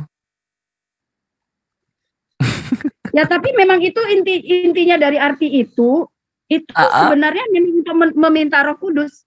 Iya itu dia, makanya Allah tuh udah tahu banget bagaimana ke sifat-sifat makhluknya ini. Ada yang memutarbalikkan lidah ketika membaca kitab gitu. Itulah Bu Enggak Ani. sih, aku nggak memutarbalikkan. Ya udah Itu sekarang sesuai silakan dengan dibuktikan di terjemahan mana ada kata Roh Kudus. Nah, Anda kok malah bilang minta uang? Ya memang di sini minta apa aja Itu. bebas. Itu kan mengartikan gini loh. Itu sedang Hmm.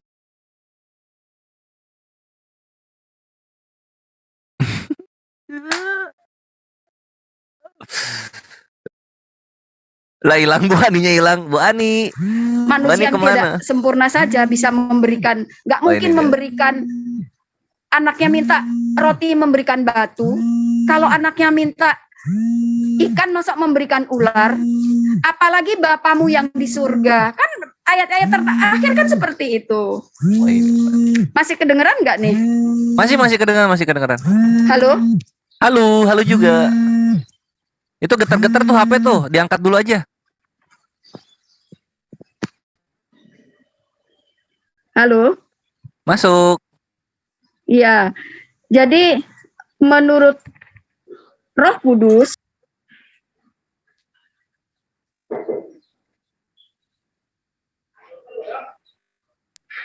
bahwa ayat-ayat tersebut artikan bahwa kalau seorang ayah kita yang ayah manusia aja tidak mungkin memberikan anaknya minta roti dikasih batu. Kan itu artinya. Nah itu dia lah. Nah gue minta uang dikasih roh. Bisa emang gue beli barang pakai roh. Saya mau beli lemari ini saya bayar pakai roh. Diketawain dong saya Bu Ani. Di jalan kau minta-minta uang. Di jalan kau minta-minta uang. Ya itu dia kan. Nah ini posisinya ketika di jalan minta-minta uang nanti sama kekristenan dikasihnya roh coba. Ya nggak bisa makan Pak Pipo kalau dikasih roh. Uang kalau minta uang dikasihnya uang gitu. Itulah kenapa Yesus berkata, ya masa kita minta roti dikasihnya ular? Pak Pipo diam dulu. Itu Pipo. Kamu nggak hidup tanpa Bibel. Jadi janganlah jangan lupa nyablak nanti ketabok balik tabok balik marah Piponya. Gitu dong Pipo. Diterima lah kenyataannya. Bibel aja yang kamu bahas. Udahlah Pipo, diterima aja kenyataannya. Memang kekristenan itu sering memutarbalikkan lidah. Kalau tidak memutarbalikkan lidah, tidak akan ada pengajaran yang sampai kepada orang-orang yang tidak mengerti. Alhamdulillah, Islam ini menerapkan sola scriptura, tafsir Quran bil Quran, atau tafsir Quran bil hadits, menjelaskan sesuatu datang dari otoritas-otoritas yang tertunjuk di dalam kitab sucinya sendiri. Kalau nggak Allahnya langsung ya itu nabinya. Kayak gitu Pipo, kalau lu tuh enggak, lu tuh minta duit dikasihnya roh. Gimana gua mau makan dikasih roh. Sama Quran itu sama Bibel. Itu Pipo, ya diterima kenyataannya. Mewek lu, nanti lawan nih akhi Hen lu sekarang. Hidup kau tanpa telinga. Kalau ada apa-apanya si Pipo itu di mute aja lah. Pipo diam, kau tuh budak perempuan tau enggak? Kau tuh budak Ellen G. White. Ini jangan ini MMC nggak boleh berbicara begitu di sini. Oh, Bang Handi ada di sana toh? Iya ya saya ada Bu dari tadi mantau kok. Iya, Lanjut lah. jadi karena gini, jadi kembali lagi ayat-ayat tadi yang mengenai bahwa Bapak manusia yang tidak sempurna aja, Bapak manusia yang tidak sempurna saja, kalau anaknya minta roti nggak mungkin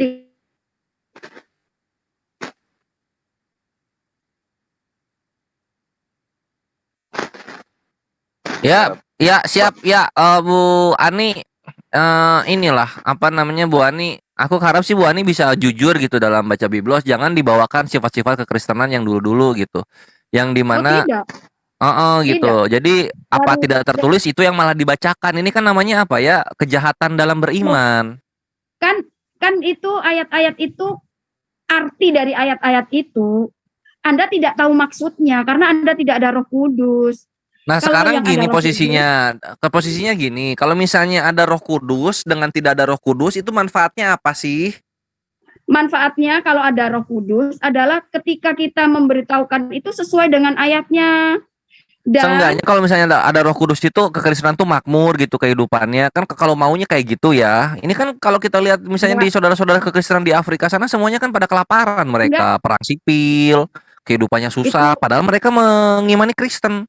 Ada Roh itu Kudusnya. asumsi, bukan seperti itu. Karena kekristenan ini pada akhirnya untuk menuju kehidupan abadi, bukan untuk di dunia ini. Kalau di dunia ini ya, kalau soal orang nggak punya uang ya difirmankan di situ ya harus bekerja keras. Orang yang tidak kerja tidak makan, maka orang harus kerja. Kalau untuk yang di dunia ini, untuk orang yang susah banget ya.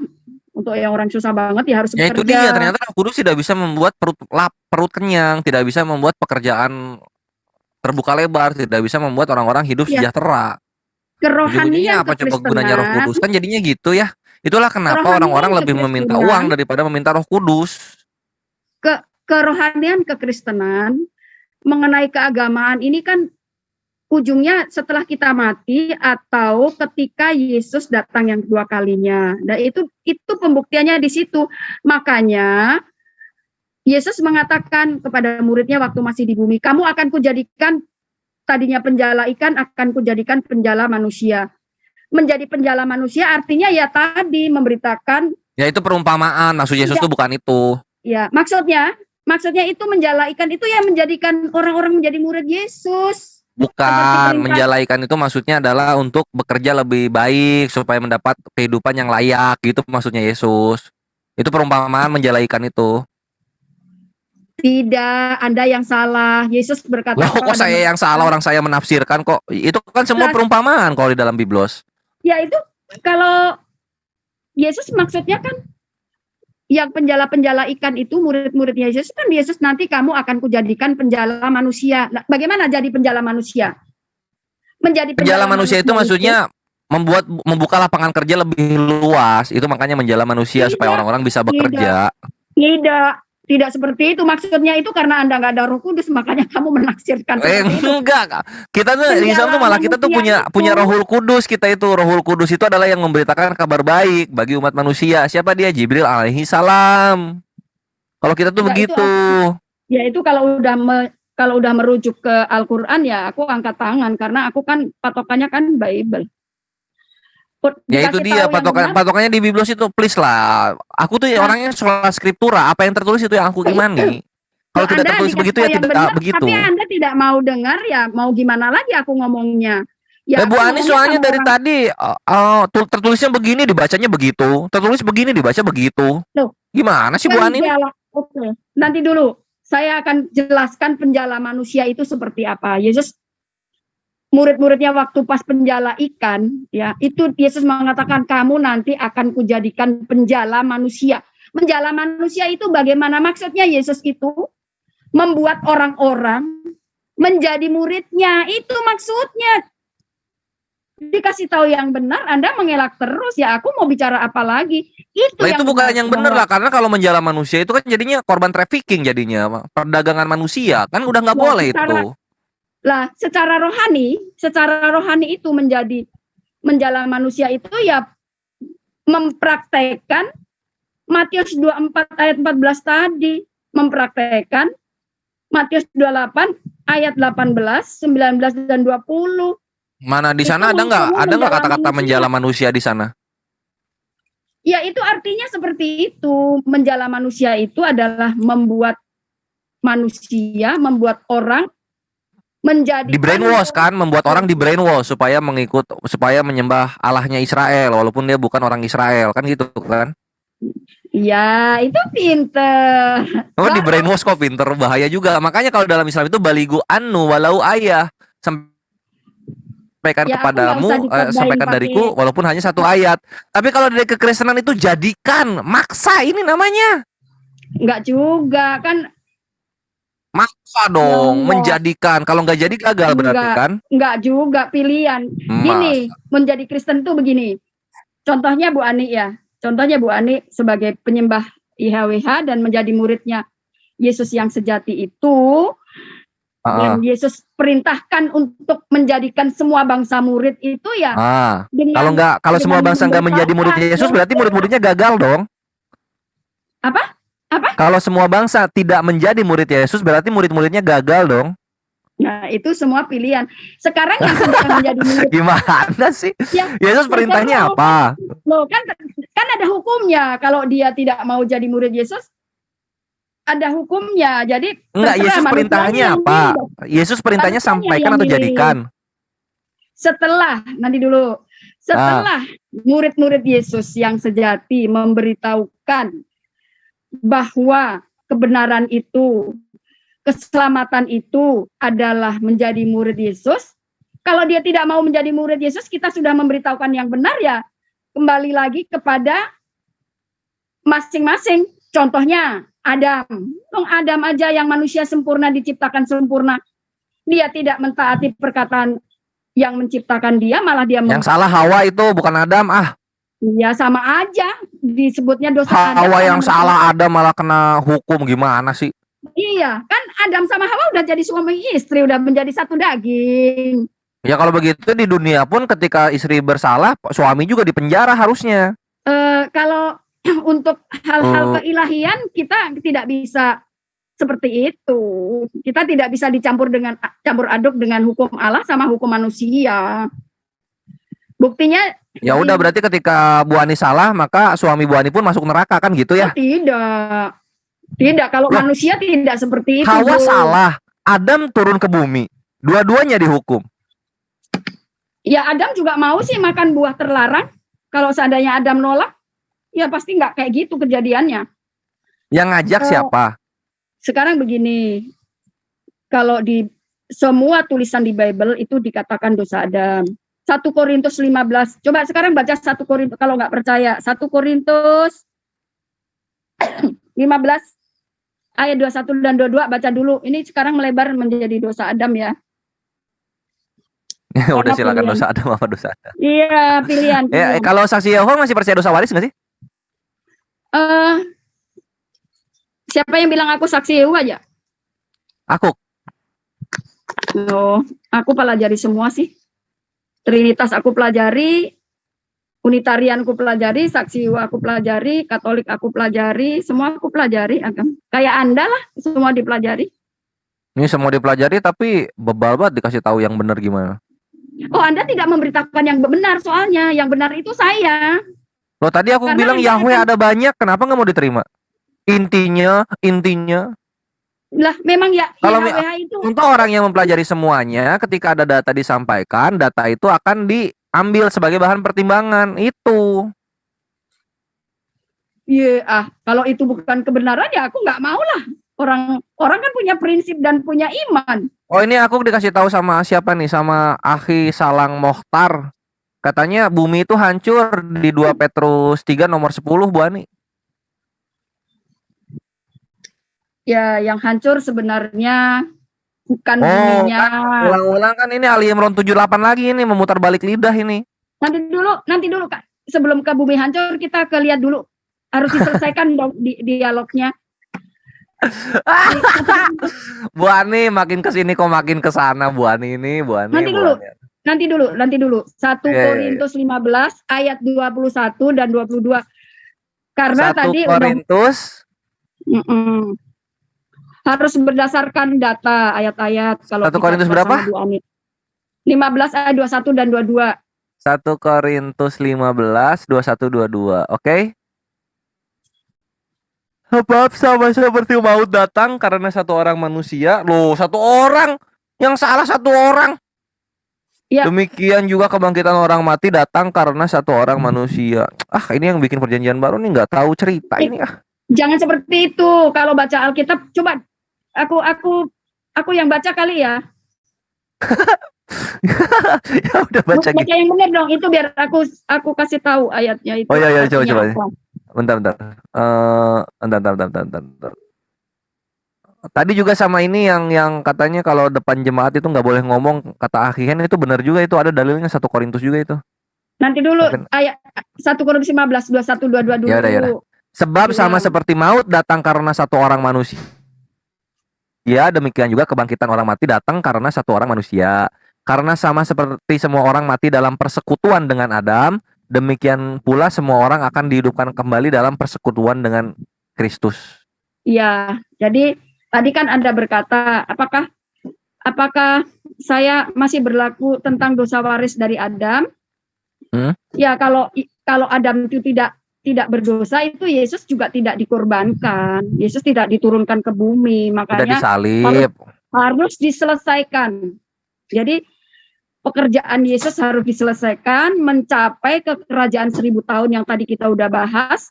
Setelah 1000 tahun itu menyempurnakan manusia, lalu diserahkan semua kepada Bapa surgawinya, yaitu YHWH. Lama banget ya? Kenapa sih kok lama banget nggak bisa satset ya kalau Yesus tuh ya? Nggak bisa satset gitu langsung kelar, nunggu 1000 tahun, nunggu nanti gitu, nggak bisa kelar sekarang gitu. Ya, sekarang gini. Yesus ini disalib tahun 1 loh, 2000 tahun belum kelar ini perkara. Ya, Wong Adam aja diciptakan 6000 tahun yang lalu, dampaknya masih sampai sekarang. Itu dia loh, Adam diciptakan 6000 tahun yang lalu, Yesus turun 4000 tahun kemudian, sekarang 2000 Iya. tahun belum kelar, nunggu apa sih? Ya nanti setelah kerajaan Kristus, setelah manusia sempurna, nggak bisa begitu saja. Nanti malah binasa semua. Ya, maksudnya setelah manusia sempurna itu gimana? Yaitu artinya kan kesabaran YHWH untuk supaya semua manusia itu selamat. Nggak Pak, kenapa sabar orang tinggal ada Roh Kudus, tinggal dikasih bimbingan Roh Kudus ya semua orang kan bisa. Malah lama banget ini. Ya, Anda tidak ada Roh Kudus, makanya Anda bicara begitu. Anda bukan umat Kristus. Makanya ya udah coba dong kesimpulannya gimana sama ini. Udah jalan 6000 tahun loh. Yesus turun tahun 1, udah 2022 masih belum kelar ini perkara. Kalau kita kan dalam misalkan kita kan tidak ada dosa waris gitu. Kita kehidupan ini ya nanti akan dihisap di akhir zaman. Lah, dan sekarang ini kiamat aja belum kan? Anda kok mengatakan kok lama banget? Lah kiamat aja belum. Ya karena kita kan Nabi Muhammad nggak turun untuk menebus dosa, makanya kehidupan tuh berjalan terus, nggak ada masalah. Ya, sekarang Anda percaya hari kiamat nggak? Iya percaya. Ya sudah, kalau percaya hari kiamat ya memang tuntasnya di hari kiamat itu baru segala posisinya begini, Yesus disalib itu tahun 1, aturan kan semua dosa udah terhapus, aturan langsung kiamat aja. Jadi orang-orang nggak ada lagi yang berbuat dosa. Ya berarti aku nggak lahir dong, aku nggak bisa menikmati bumi Firdaus dong. Lah ini kan kenikmatan dosa waris, ngapain sih? Dosa waris sudah dihapus dengan darah Yesus ya. Berarti udah nggak bisa berdosa kekristenan.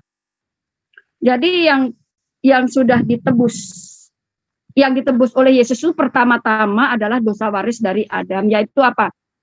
Kematian dan dosa itu yang diwariskan oleh Adam. Dosa perbuatan gimana dosa perbuatan?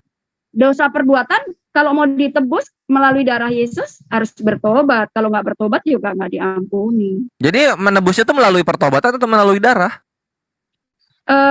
Yang penebusan pertama kali tadi yang dibaca dong. Yang dibaca kan mengatakan bahwa dosa Adam. Iya, dosa perbuatan kan bukan dosa Adam, dosa pribadi. Kalau dosa perbuatan kan gitu. Ya gini, contohnya kalau Anda bertanya begitu.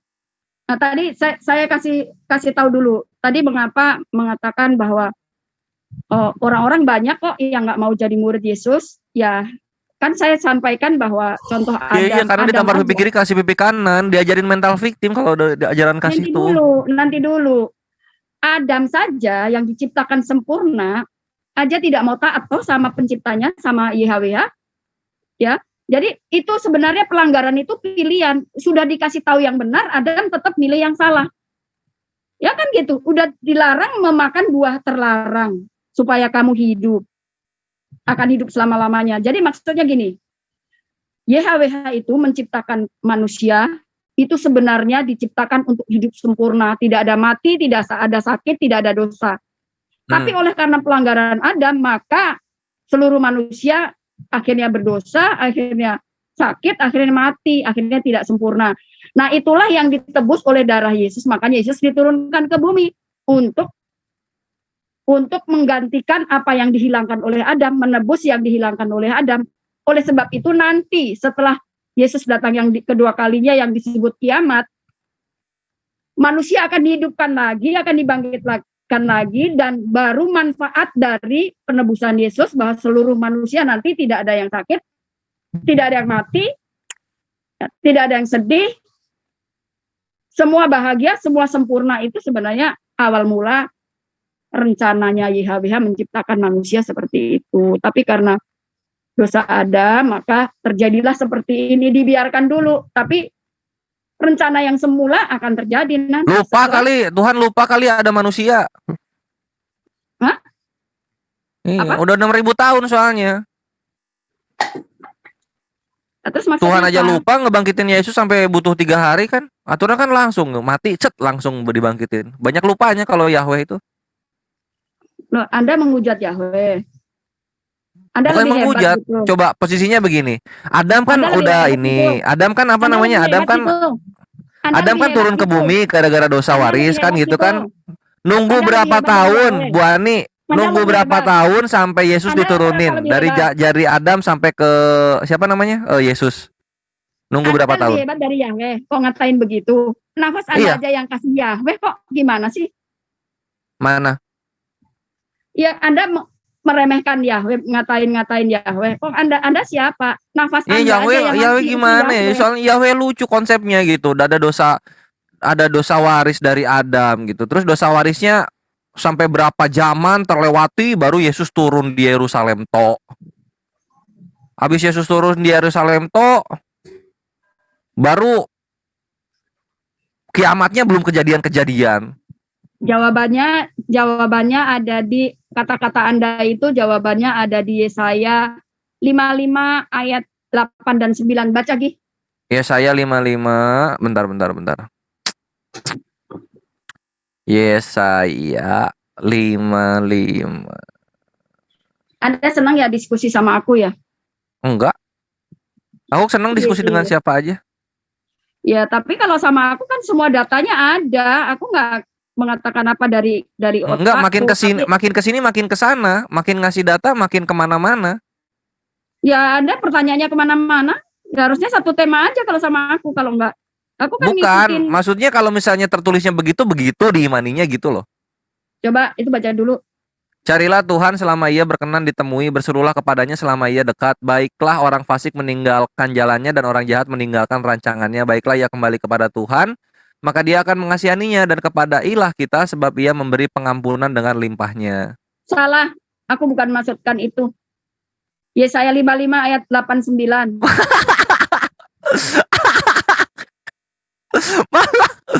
Allahu Akbar. Di sini malah ketabuk dosa waris karena ia memberi pengampunan dengan limpahnya. Nanti dulu yang saya mau bicarakan kan Anda kan tadi mengatakan Yahweh. Ya, yang mana? Sebab apa? Rancanganku bukanlah rancanganmu itu ya. Sebab rancanganku bukanlah rancanganmu dan jalanmu bukanlah jalanku. Demikianlah firman Tuhan. Seperti tingginya langit dari bumi, demikian tinggi jalanku dari jalanmu dan rancanganku dari rancanganmu. Gitu. Sip. Ya, jadi lupa. Dari tadi kamu sebut-sebut aku namanya. Kamu namanya siapa? Aku Kores Kristus. Farel ya? Kores. Hah? Kores, itu kelihatan namanya kok, Kores. Kamu namanya Kores Kristus. Iya. Kenapa namanya Kores Kristus? Kores itu raja yang mengalahkan Babilonia loh. Betul. Dan Kristus itu adalah sang Mesias loh. Masa kamu menganggap dirimu Mesias gitu? Kristus tuh yang diurapi. Kristus itu Yesus diurapi menjadi Kristus atau menjadi Mesias. Iya, yang diurapi itu Kristus artinya atau Masyah. Nah, Kores ini di Yesaya 45 nomor 1 dia diurapi langsung oleh Tuhan. Iya, aku tahu dia yang 200 tahun kemudian baru lahir ketika dinubuatkan untuk mengalahkan Babilonia ketika Belshazzar yang menjadi raja itu. Aku Iya, tahu. jadi Kores ini adalah juru selamatnya bangsa Israel agar bait suci kedua bisa didirikan. Kok nama kamu jadi Kores? Sebenarnya nama aslimu siapa? Nama asli aku Calvin Jazira. Calvin? Alfred? Kores aja deh, susah kayaknya nama aku. Siapa Albert? Ya Albert Rumampuk nama asliku. Oh ya Albert mah gampang kalau Albert. Kalau orang Iya. pintar bahasa Inggris ya Albert gampang. Oke, saya mau kasih tahu ayat yang tadi kamu baca. Ya, silakan. Rancangan YHWH bukan rancangan Albert. Ya. Perencanaan YHWH bukan perencanaannya Albert. Ya. Gitu ya. Rancangan manusia, rancangan Albert itu tidaklah lebih tinggi dari rancangan YHWH. Jadi apa yang dirancang oleh YHWH itu tidak jauhnya seperti bumi dan matahari, ya kan? Seperti langit dan bumi kan, manusia dan YHWH itu pemikirannya maupun jalannya seperti tingginya langit dan bumi. Jadi kalau sebagai manusia jangan takabur, itu nggak boleh. Betul. Apalagi menghujat YHWH itu juga nggak boleh karena YHWH itu adalah Allah Israel yang menciptakan langit dan bumi. Kamu tadi udah baca bahwa YHWH itu adalah Allah yang memberikan nafas kepada seluruh makhluk. Ya, Makhluk yang ada di Israel, karena dia kan Allah Israel. Enggak, kalau makhluk itu untuk semua keturunan Adam dan juga ciptaannya. Loh, yang ada di Israel. Anda asumsi terus sudah dibilang bangsa bukan Israel asumsi terus? Yahweh Allah Israel bukan? Ya, tapi Israel Ya udah. Ya udah. Untuk seluruh bumi lah makhluk itu ya semut. Enggak dong. Seluruh bumi ya bumi yang ada di Israel. Ya itu kan asumsi Anda. Gimana sih? Iya, asumsi Anda, orang namanya seluruh makhluk, nafas semua makhluk. Seluruh makhluk yang ada di Israel karena dia ilah Israel. Ya, tapi Allah Israel itu satu untuk semua karena dia pencipta. Ya untuk semua yang ada di Israel. Itu kan menurut kamu. Ya menurut Allah Israel dong. Sampaikanlah firmanku ini kepada bangsa Israel dan keturunan Yehuda. Ya, itu kan asumsi Anda saja. Markus 12 nomor 29. Dengarlah hai orang Israel, Tuhan kita satu. Tidak ada Allah lain selain Dia, kan gitu lanjutannya. Iya, untuk orang Israel. Iya, Allah Israel itu untuk semua, Bro. Untuk semua yang ada di Israel. Nah, sekarang gini, kalau Apa? Anda masih ngotot seperti itu, Nggak saya ngotot, kembali lagi. Ini nggak ngotot. Bu Ani ini yang Oke. suka apa ya? Melebih-lebihkan apa yang ada tertulis. Enggak. Sekarang penalarannya begini, penalarannya. Allah Israel itu yang kamu sebut-sebut itu, yang aku sebut-sebut Allah Israel itu, dia adalah yang menciptakan Adam. Nah, kamu aja keturunan Adam, harusnya kamu Adam Israel. Yahweh. Ya itu Adamnya Adam versi Israel. Allah Israel yang Adam. Iya, Adam yang menjadi Adam Israel itu. Oh, jadi Anda itu punya versi-versi sendiri seperti versi Isa diangkat ke langit, padahal Yesus benar-benar mati, gitu ya. Versi-versi kayak gitu ya. Enggak, kalau Tuhan yang benar kan dialah Allah, Tuhan semesta alam. Tuhan seluruh manusia. Gitu. Itu baru Tuhan yang benar. Ya, YHWH itu Allah untuk semuanya. Enggak pernah Yahweh ngomong dia ini adalah Tuhan seluruh manusia, enggak ada. Ya terserah, itu kan asumsi kamu. Ya kalau misalnya asumsi berarti kan ada dalilnya gitu yang membantah asumsi Banyak, aku. ya, kita banyak. Ya udah, di mana Anda dia sebut Tuhan seluruh manusia di mana? di Wahyu. Di Wahyu di mana? Coba. Tunggu ya. Aku harus cek lagi nih, soalnya tadi sebelum ketemu kamu belum riset. Sebelum ketemu mantap keimanannya, setelah ketemu emosi. Ya emosinya karena Anda menjelek-jelekan Tuhan orang lain. Aku aja Enggak, aku enggak menjelek-jelekan, aku menyatakan kebenaran di sini. Aku tuh ngasih Injil kepada Bu Ani, gini loh yang benar. Dari Yang tadi benar kasih aku tahu Yahweh kok. itu ada banyak yang mengimani, nggak mau.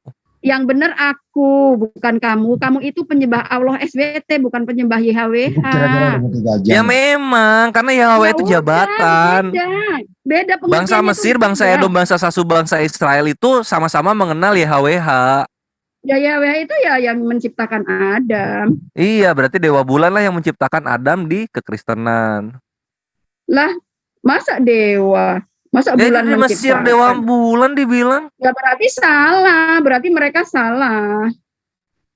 Ya kok Yang mereka salah salah jangan orang bangsa Mesir dipercaya. sama bangsa Israel Yang duluan bangsa salah Mesir. jangan dipercaya. Orang Mesir aja Allahnya juga 3 serangkai kok. Iya memang kekristenan yang dulu-dulu tidak 3 serangkai. Tidak. Esa, Allah itu Esa. Esanya YHWH 3 itu pribadi. Nah itulah makanya dari tadi nggak ngomong sih. Kamu percaya seperti itu? Bible, Enggak dong, aku yang 2 pribadi aja kepribadian ganda dibilangnya, apalagi 3 pribadi. Nih saya kasih tahu yang benar. Bible maupun Yesus tidak pernah mengajarkan Trinitas. Yesus memperkenalkan Allah Israel itu Esa, satu, tidak terbagi Iya. bagi. Memang Alaisa Molok juga satu kok. Ya kamu malah lebih percaya Allah Trinitas daripada yang aku sampaikan. Enggak bahwa ada, Allah- aku enggak percaya. Aku percayanya Allah Azza wa Jalla, Tuhan semesta Oh, alam, iya. pencipta langit dan bumi, pemilik segala sesuatu Tapi yang kan berada Anda di antara sedang keduanya. Anda kan sedang bicara sama saya menyampaikan apa yang tertulis di dalam Alkitab. Bu Ani, aku sudahi saja dialognya kali ini karena udah 2,5 jam juga, dan semoga Bu Ani mendapatkan hidayah dari Allah mengenai kebenaran yang nyata. Enggak, aku nggak mau hidayah. Aku udah cukup menyembah YHWH. Sampai mati pun aku tidak akan pindah agama. Iya nggak Jangan bilang apa-apa, aku kan hidayah mendoakan yang padaku. terbaik aja gitu Jangan loh. bicara hidayah padaku. Karena aku sudah menyembah satu-satunya Allah yang benar, yaitu Bapa dan yang punya nama YHWH, dan dialah sang pencipta langit dan bumi, dan dialah yang menciptakan Adam, dan kita semua manusia adalah Iya, dan dia keturunannya. tidak, yang lucunya Yahweh tidak pernah berfirman kepada seluruh anak Adam, dia hanya berfirman Itu menurut kepada seluruh kamu. anak Yakub. Itu menurut kamu. Jadi ya udah di mana coba di mana Itu Yahweh ini menurut ngomong kamu. bahwa dia ini berfirman untuk seluruh anak Adam. Yang ada tuh seluruh Itu anak menurut Yakub. kamu, Bre. Itu menurut kamu. Bu Ani, my brethren, Itu my menurut sisterhood. kamu. Ya udah gini aja deh, kalau misalnya tertulis dia berfirman untuk keturunan anak Adam, aku pindah ke ini deh, saksi Yehova deh kalau ada. Kamu ini deh, kamu nanti minta sama Bang Hadi nomor HP aku, nanti kamu juga segera dibaptis kok jadi murid Kristus yang sejati. Percaya deh sama Aku sudah penasaran, aku udah pengen dari dulu pengen dibaptis ini di kolam renang di poolnya Infinite Pool Ritz Carlton. Tolong baptis aku. Ya makanya minta itu. Kamu jangan kayak gitu, jadi bikin aku ketawa. Minta nomor teleponnya aku ke Bang Handi. Ya, nanti dilanjut pembahasan ini pribadi. Dalam waktu sebulan kamu baptis jadi murid Yesus yang sejati, dan Dalam kamu sebulan lagi aku dibaptis pakai jas pakai jas waterproof. dibaptis ya pakai kaos biasa lah. Ya elah kaos biasa. Aku mau pakai kaos channel, kalau misalnya dibaptis. Sama gereja yang membaptis aku mesti menggaji aku sekitar 50 juta per bulannya, Bu Ani. Siap ya? Karena aku ini aset loh. Ya kalau Anda itu misalnya berbicara mengenai ayat-ayat Al-Qur'an sih aku percaya, tetapi kalau Anda berbicara ayat-ayat Bible, Anda bukan Kristen, Anda tidak ada Roh Kudus, Loh, maka aku Anda ini tidak pengikut pernah Kristus. memahami. Pengikut Kristus. Kristus itu udah ada dari zaman Kores.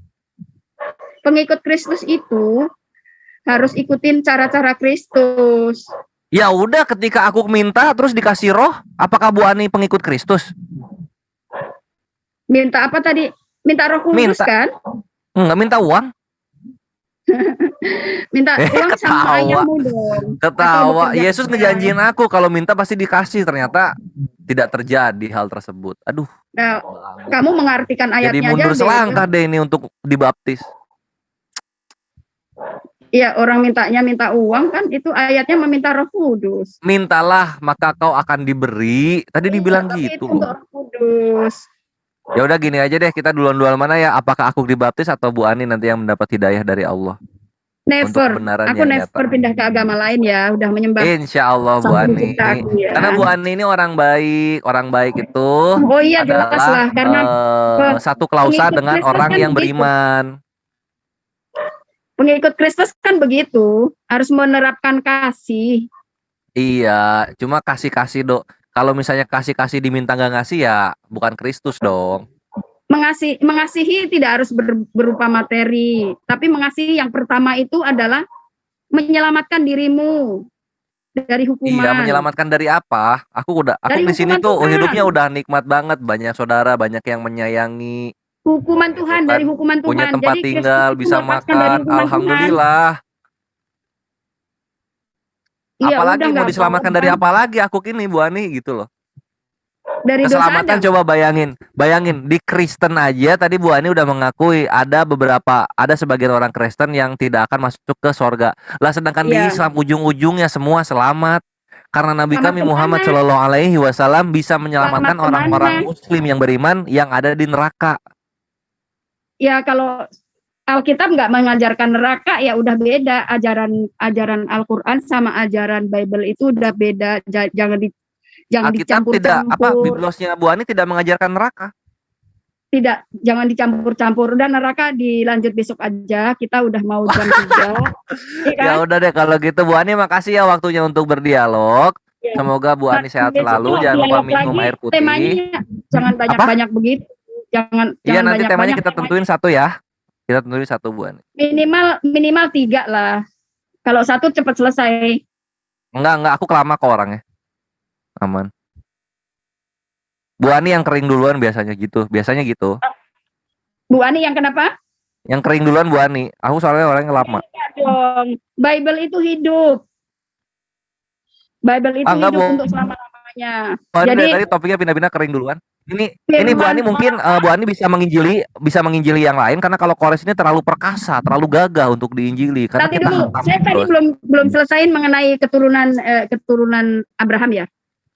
Keturunan Abraham itu selesainya itu sampai kepada Israel keluar dari Mesir, lalu pembagian tanah Kanaan,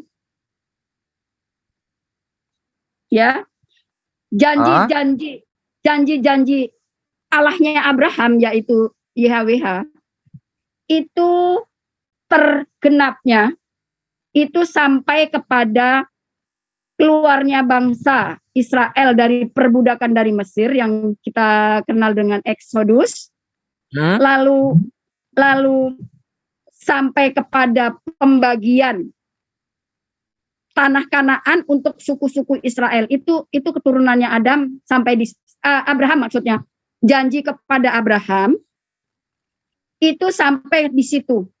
Ya udah Kejadian 15 nomor 18 dibuang aja. Itu iya itu sampai Iya lagi. tergenapnya sampai kepada bangsa Israel keluar dari perbudakan di Mesir sampai kepada pembagian tanah Kanaan yang dibagikan oleh ke-12 suku Israel. Sampai di situ penggenapannya. Untuk kesininya itu hukumnya sudah beda dan itu kesininya adalah endingnya ke Kristus, gitu ya. Keturunanmu akan kuberikan dari Sungai Tigris sampai Ya. dari Ya, Sungai Efrat sampai Sungai Mesir. Tadi kan udah aku kasih lihat, nggak ada yang menggenapi itu selain bangsa Ismailit. Kan menurut kamu, itu kan menurut kamu. Aku Ya yang udah siapa yang menyampaikan, menggenapi kalau begitu? ya itu sudah tergenap ketika bangsa Israel sudah dibagikan tanah Kanaan. Nah sekarang tanah Kanaan emang nyampe Mesir, nyampe ke Tigris, nyampe ke Efrat. Ya, tadi kamu kan kalau soal itu kan ngomongin kerajaan-kerajaan. Ya Kerajaan-kerajaan itu udah, kalau misalnya tidak tergenapi, nggak nyampe ke sana bangsa Israel, ya bangsa Israel gagal. Kelar udah, terima aja lah. ya kamu yang mengatakan begitu. Kami Ya udah nggak sekarang mengatakan. mana bangsa Israel yang menggenapi? Dari zaman siapa nih? Dari zaman Daud sampai ke siapa satu lagi tuh namanya? Yesus deh. Ada nggak yang nyampe ke Mesir dan sampai ke Sungai Tigris? Ada nggak? Ini yang ngomongin apa? Kejadian 15 nomor 18. Ya pokoknya tadi saya udah jelaskan bahwa Pokoknya Abraham, intinya Tugasnya Abraham nggak itu bisa cuma gitu. penggenapannya sampai Konteksnya harus situ. dibaca. ya terus kenapa? Ya karena tidak tergenapi, itu digenapi oleh keturunan Abram yang bukan Israel. Siapa dia? Ismael. Ya itu jawabannya aku sampai situ. Aku jawabannya sampai situ dulu. Nanti kita ketemu lagi deh. Kita ngomongin neraka ya. Siap-siap Bu Ani, besok ya kita ketemu ngobrolin neraka. Sama ini juga Bu Ani, kalau misalnya masih pengen dialog sama kekristenan yang lain, silahkan. Ini ada Marlon Tritunggal dia, atau enggak sama Guru Nda Tafadol. Tuh ada netizen yang bilang, Bu Ani jangan berhenti dulu dong, lanjut dialog katanya. Tuh Bu Ani banyak yang suka karena Bu Ani santun.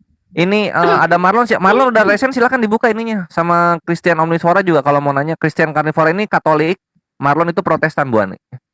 Bukan soal apa, karena kalau Bu Ani jujur saja bahwa kami kalau bicara firman Allah itu sesuai dengan ayatnya.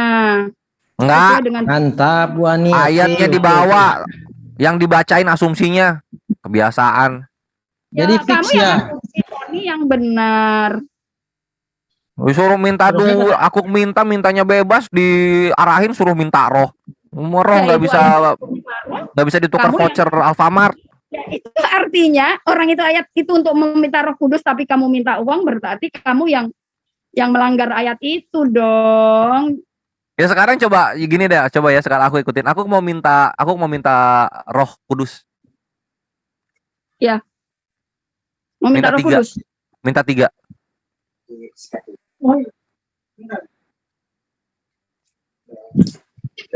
Minta Roh Kudus 3.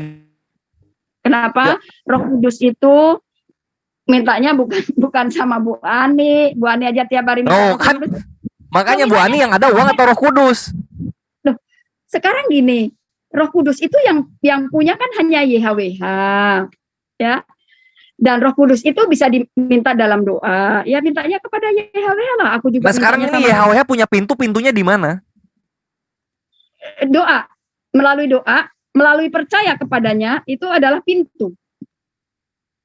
Oh percaya kepadanya itu pintu gitu? Loh, doa itu kan komunikasi. Percaya dulu. Sekarang percaya dulu bahwa YHWH itu adalah Tuhanmu, bahwa YHWH itu yang menciptakan langit dan bumi, bahwa YHWH itu adalah satu-satunya Allah yang benar. Ya itu dulu dong. Setelah itu baru kamu berdoa minta sama Dia dan percaya sama Kristus. Nah ini pintunya tuh apa? Pintunya tuh doa gitu. Ya kalau mau mau ngomong sama YHWH kan memang dalam doa. Kok ada yang bilang Bu Ani pelit ya? Lucu deh, aku jadi ketawa lihat netizen ngomong kayak gitu. Iya gitu, Bu Ani, aku juga gini posisinya. Misalnya YHWH ini berdoa itu adalah pintu. Ribut dong doa aku kayak ngikuk gitu-gitu kan jadinya. Salah kayaknya Bu Ani ini analoginya. Ya kalau mau berdoa kan juga harus sesuai dengan yang ditentukan. Masa iya, misalnya aku nih sekarang di kantongnya ada uang 100 juta. Keceplosan. Maksudnya gitu ya. Oh, misalnya bisa dong 10 juta itu transfer dulu. Minta maka akan diberi katanya loh. Ya itu minta Roh Kudus. Enggak lah. Kalau Roh Kudus kayaknya enggak dikasih kayaknya. Al-Bugis bahwa Kores ini tidak ada Roh Kudus, makanya dia tidak bisa mengartikan atau menelaah ayat-ayat di Bible. Gua mending nggak ada Roh Kudusnya Bu Ani daripada ngarang-ngarang dari apa yang tertulis. Gua ini orang yang paling sola scriptura dari semua kekristenan yang ada. Ini ada pemahamannya. Jadi ada pemahamannya. Ayat yang tadi dibaca itu benar-benar untuk meminta Roh Kudus. Enggak, itu cuma ngeles aja Bu Ani karena Bu Ani nggak ada duit 10 juta itu doang intinya. Tanyalah kepada seluruh dunia yang baca Bible. Kalau enggak itu soal Roh Kudus. Gue punya Roh Kudus kok. Roh Kudus itu hanya milik YHWH, tetapi bisa diminta dalam doa. Iya, berarti Roh Kudus ada banyak kan, di sebar-sebar kan. Hanya milik YHWH dan YHWH yang berhak memberikan. Untuk apa Bu Ani punya Roh Kudus nggak? Bu Ani punya Roh Kudus nggak? Ya, nggak boleh sombong juga ya. Kita harus rendah hati. Seandainya berarti pun punya Roh Kudus kan? Berarti Roh Kudus ada 2. Belum nanti tanya ke Marlon, tanya ke kritisi Omnivora si Carol ini. Pasti punya Roh Kudus Ini juga. Roh Kudus ada 4 jadinya. seandainya pun Bu Ani tidak ada Roh Kudus, tapi setidak-tidaknya yang mengajari Bu Ani ada Roh Kudus. Saya ingin memberikan contoh yang punya Roh Kudus. Coba contoh. Lain, ya? Gimana? Contoh. Ya, tadi kan saya tidak setuju bahwa dinyatakan bahwa Kores tidak ada Roh Kudus. Saya mau menyatakan bahwa biksu-biksu di Thailand juga punya Roh Kudus. Kalau gue punya Roh Kudus nggak? Ya, Kores Kalau gue punya Roh Kudus nggak? tergantung kalau Boro Kores membuka diri ya, membuka diri pada petunjuk-petunjuk, ya, melakukan seperti yang dibuat oleh Pak Kak Seto, Ustadz Sulsanim, ya termasuk membuka diri pada Roh Kudus. Membuka diri pada Roh Kudus. Kenapa Roh Kudus Ya. nggak bisa masuk aja? sama Bu Ani udah nih. Kalau udah pamit ya. Ya, belum. Jangan, ini Ani. Bu Ani mau ditanya sama Carol, sama Marlon juga belum. Marlon, Iya. ayo dibuka mute-nya Marlon. Iya, Markus. Dialog tuh. Ya, Markus Yang- 16 ayat 17. Vegan for everything siapa itu vegan for everything? Itu Carol Saya itu. sudah lupa, Ya, Bu. jadi Bu Ani ya, semoga mendapatkan hidayah dari Allah. Semangat. Enggak. Jangan lupa minum bilang air begitu putih. sama aku. Dan Jangan kasih bilang tahu. begitu sama aku. Nggak Jangan apa-apa bilang Bu begitu Ani. Karena YHWH itu adalah jabatan dan Allah adalah satu-satunya nama Wani Sang ingat Pencipta. dengan saya. Nama itu yang YHWH. Thank you. Itu jelas. Nggak bisa, YHWH itu udah Welcome, ternodai. Dia bisa welcome, jadi Kores. dewa bulan atau dewa besi. Nggak bisa. Ini sama Carol aja dilanjut. Kudus Ya, kok, Bu Ani. udah. Masih ingat saya. Asumsi semua aja. Jangan berasumsi lah. Bu Ani masih ingat dengan saya. Masih ingat waktu itu kita bicara mengenai Ya, bahwa ya, nanti- mengenai apa yang saya digambar saya juga termasuknya. Nah, Markus 16 ayat 17 mungkin ya. ya, saya masih Tanda-tanda ini ingat akan menyertai kamu. Minum racun maut, kamu tidak akan binasa. nggak bahas itu, saya malah sama kamu waktu itu membahas setelah di bumi Firdaus Maksudnya yang sekarang. Maksudnya yang sekarang ini yang saya mau angkat tadi. ketiga adalah vegetarian gitu kemarin Mas. Ya, yang saya ingin bawakan tadi itu tadi, Bu. Markus 16 ayat 17 ya. Yang minum racun maut. Anda Katolik ya? Iya, Katolik dengan segala variasinya. Coba baca pelan-pelan ayat itu biar aku jelaskan. Markus 16 ayat 17. Aduh, mana Bible-nya? Bu Ani saja punya. Kalau Bu Ani punya, saya minta tolong Bu Ani. Ada baru ada. Ada Bible saya sih. Markus. Kenapa langsung itu yang ditanyakan ya? Kenapa yang ditanyakan kenapa nggak yang kenapa Bu Ani tidak menyembah Trinitas? Harusnya gitu. Alah, bodo amat kayak gitu pertanyaan itu. Hah? Bukan untuk saya pertanyaan itu. Saya lebih tertarik Markus 16 ayat 17.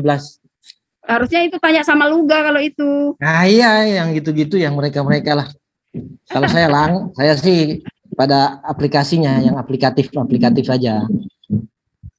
Ya, cobalah dibaca pelan-pelan. Tanda-tanda ini. Oke, 18. Selalu sama Luga ya. Mereka akan memegang ular. Nah, Luga menyatakan saya ini penyembah setan saya ini karena saya membatasi diri. Ajaran setan menurutnya kalau saya ini. Ya, Karena saya tidak konsumsi apa yang dia konsumsi. Gawat amat. Mereka akan memegang ular dan sekalipun mereka minum racun maut, mereka tidak akan mendapat celaka. kelapa aja. Kelapa ya, sini. Maaf, tersela sebentar. Thank you. Celaka, Thank you. kelapa aja. Saya dengar. Gurunda, assalamualaikum. Gurunda masuk. Ini ada Marlon juga. Waalaikumsalam. Saya monitor dari tadi. Aduh, Monitor. Bang Suma monitor. Ya lanjut ya Bu Ani. ya. Nah ini soal tidak celaka walaupun minum racun maut. Mengapa?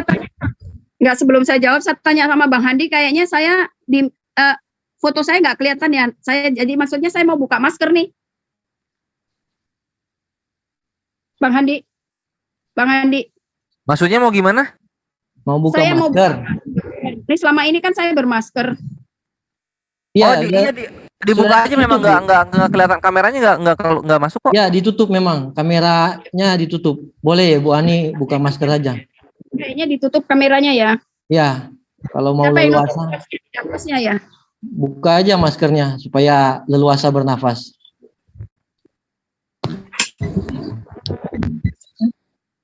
Iya. Ya Ini tadi maaf. mengenai Minum racun maut tidak akan mendapat celaka. Mengapa kira-kira ayat 18 ini jarang kejadian? ayat kontroversi itu ya. Apakah gara-gara ayat 15-nya orang kesampingkan?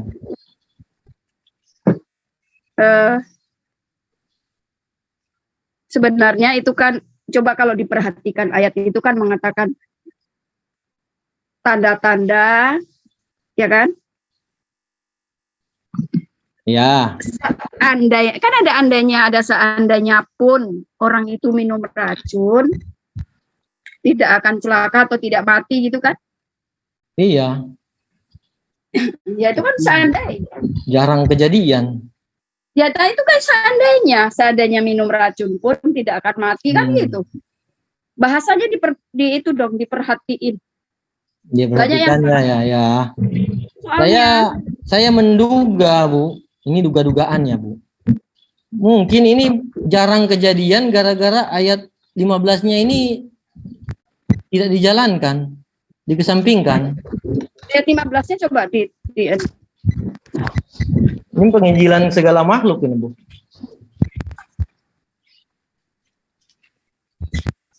Maaf, tertutup tadi. Ya, 15 nih. Mas ya.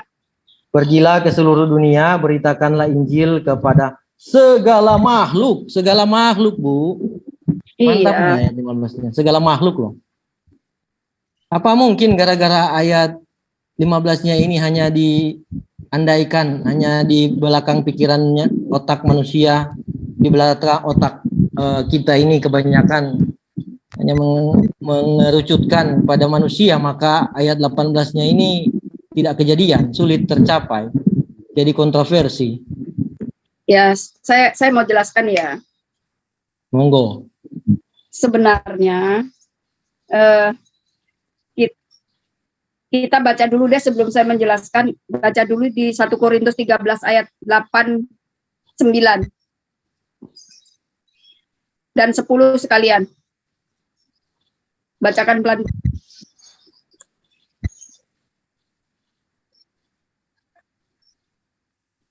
Pak, udah dikirim?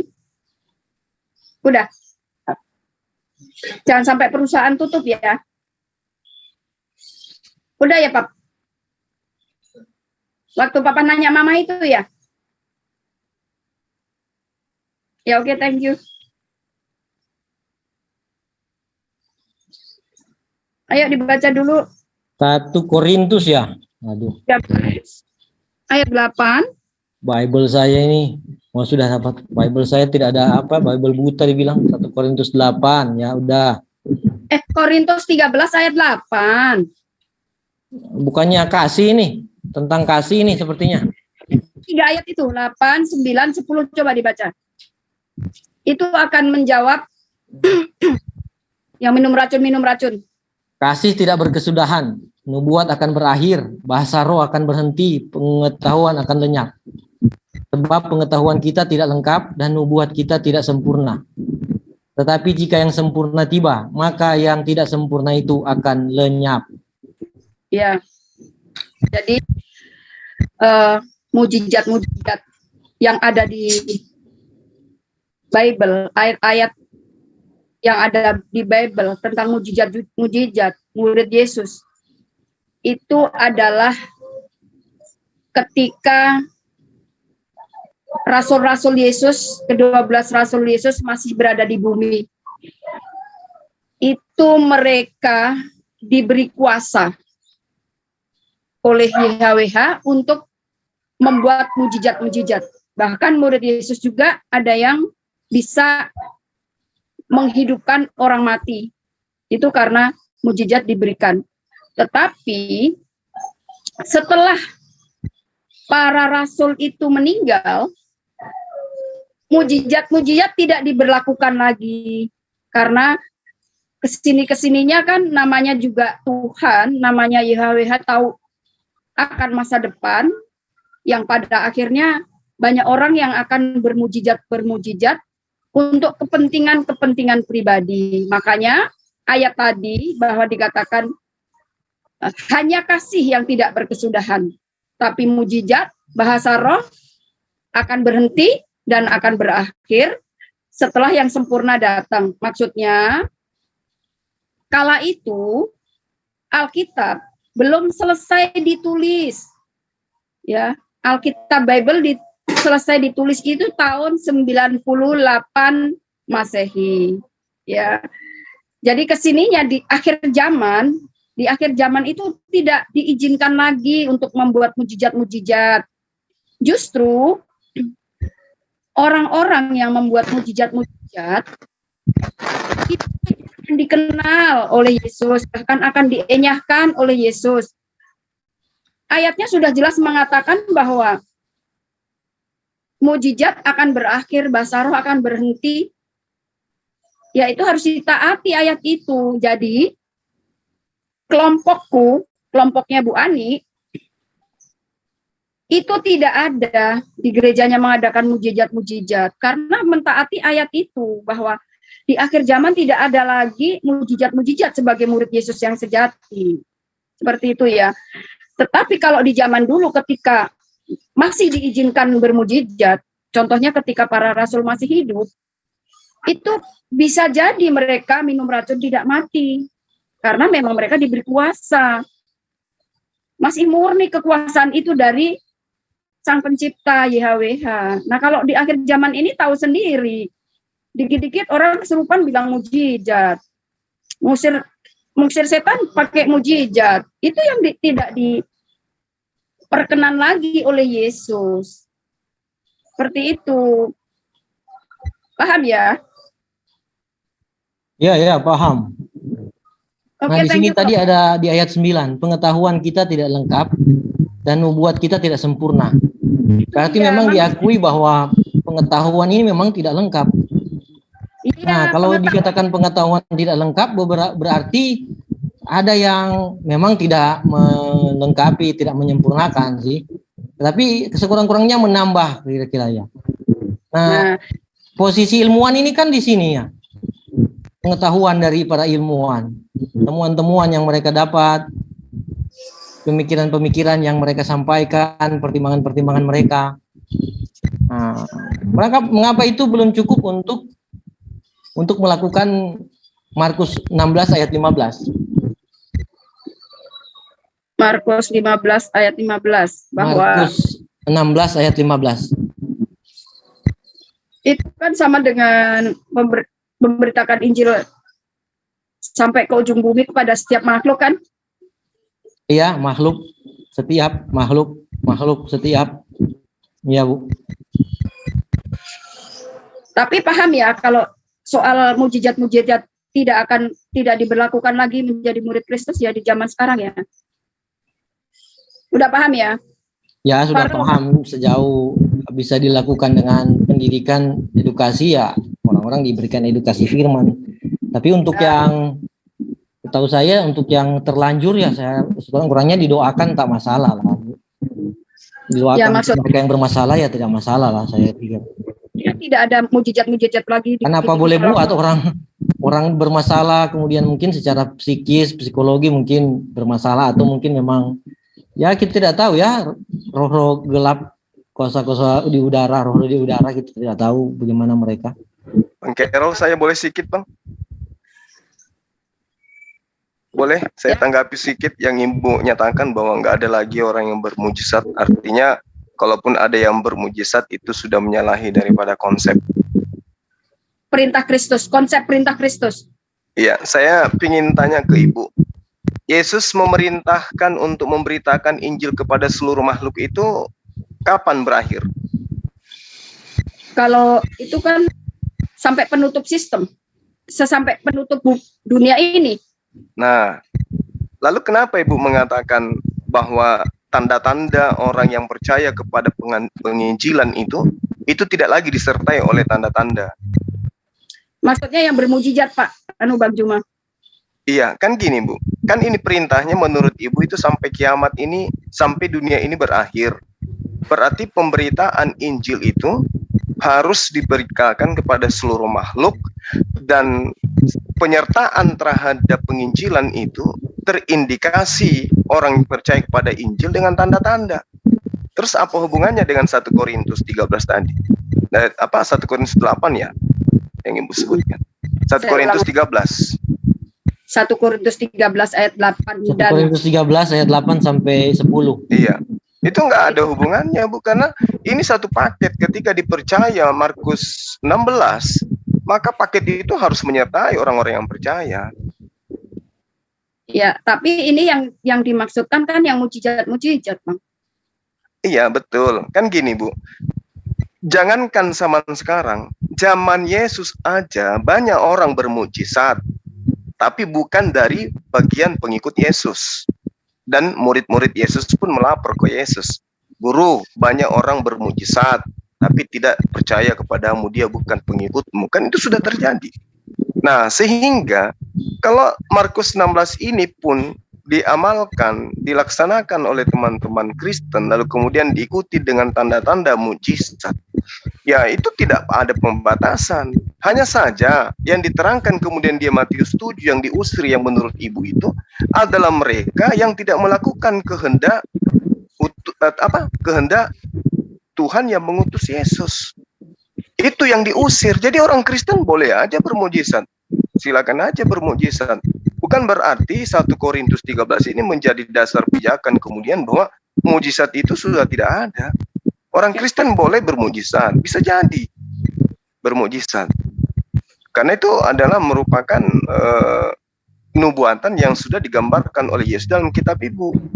Nanti pun akan diusir orang-orang yang kemudian bermujizat, mengusir setan, bernubuat, tapi tidak mengikuti kehendak Bapaknya Yesus, Tuhannya Yesus, kan begitu.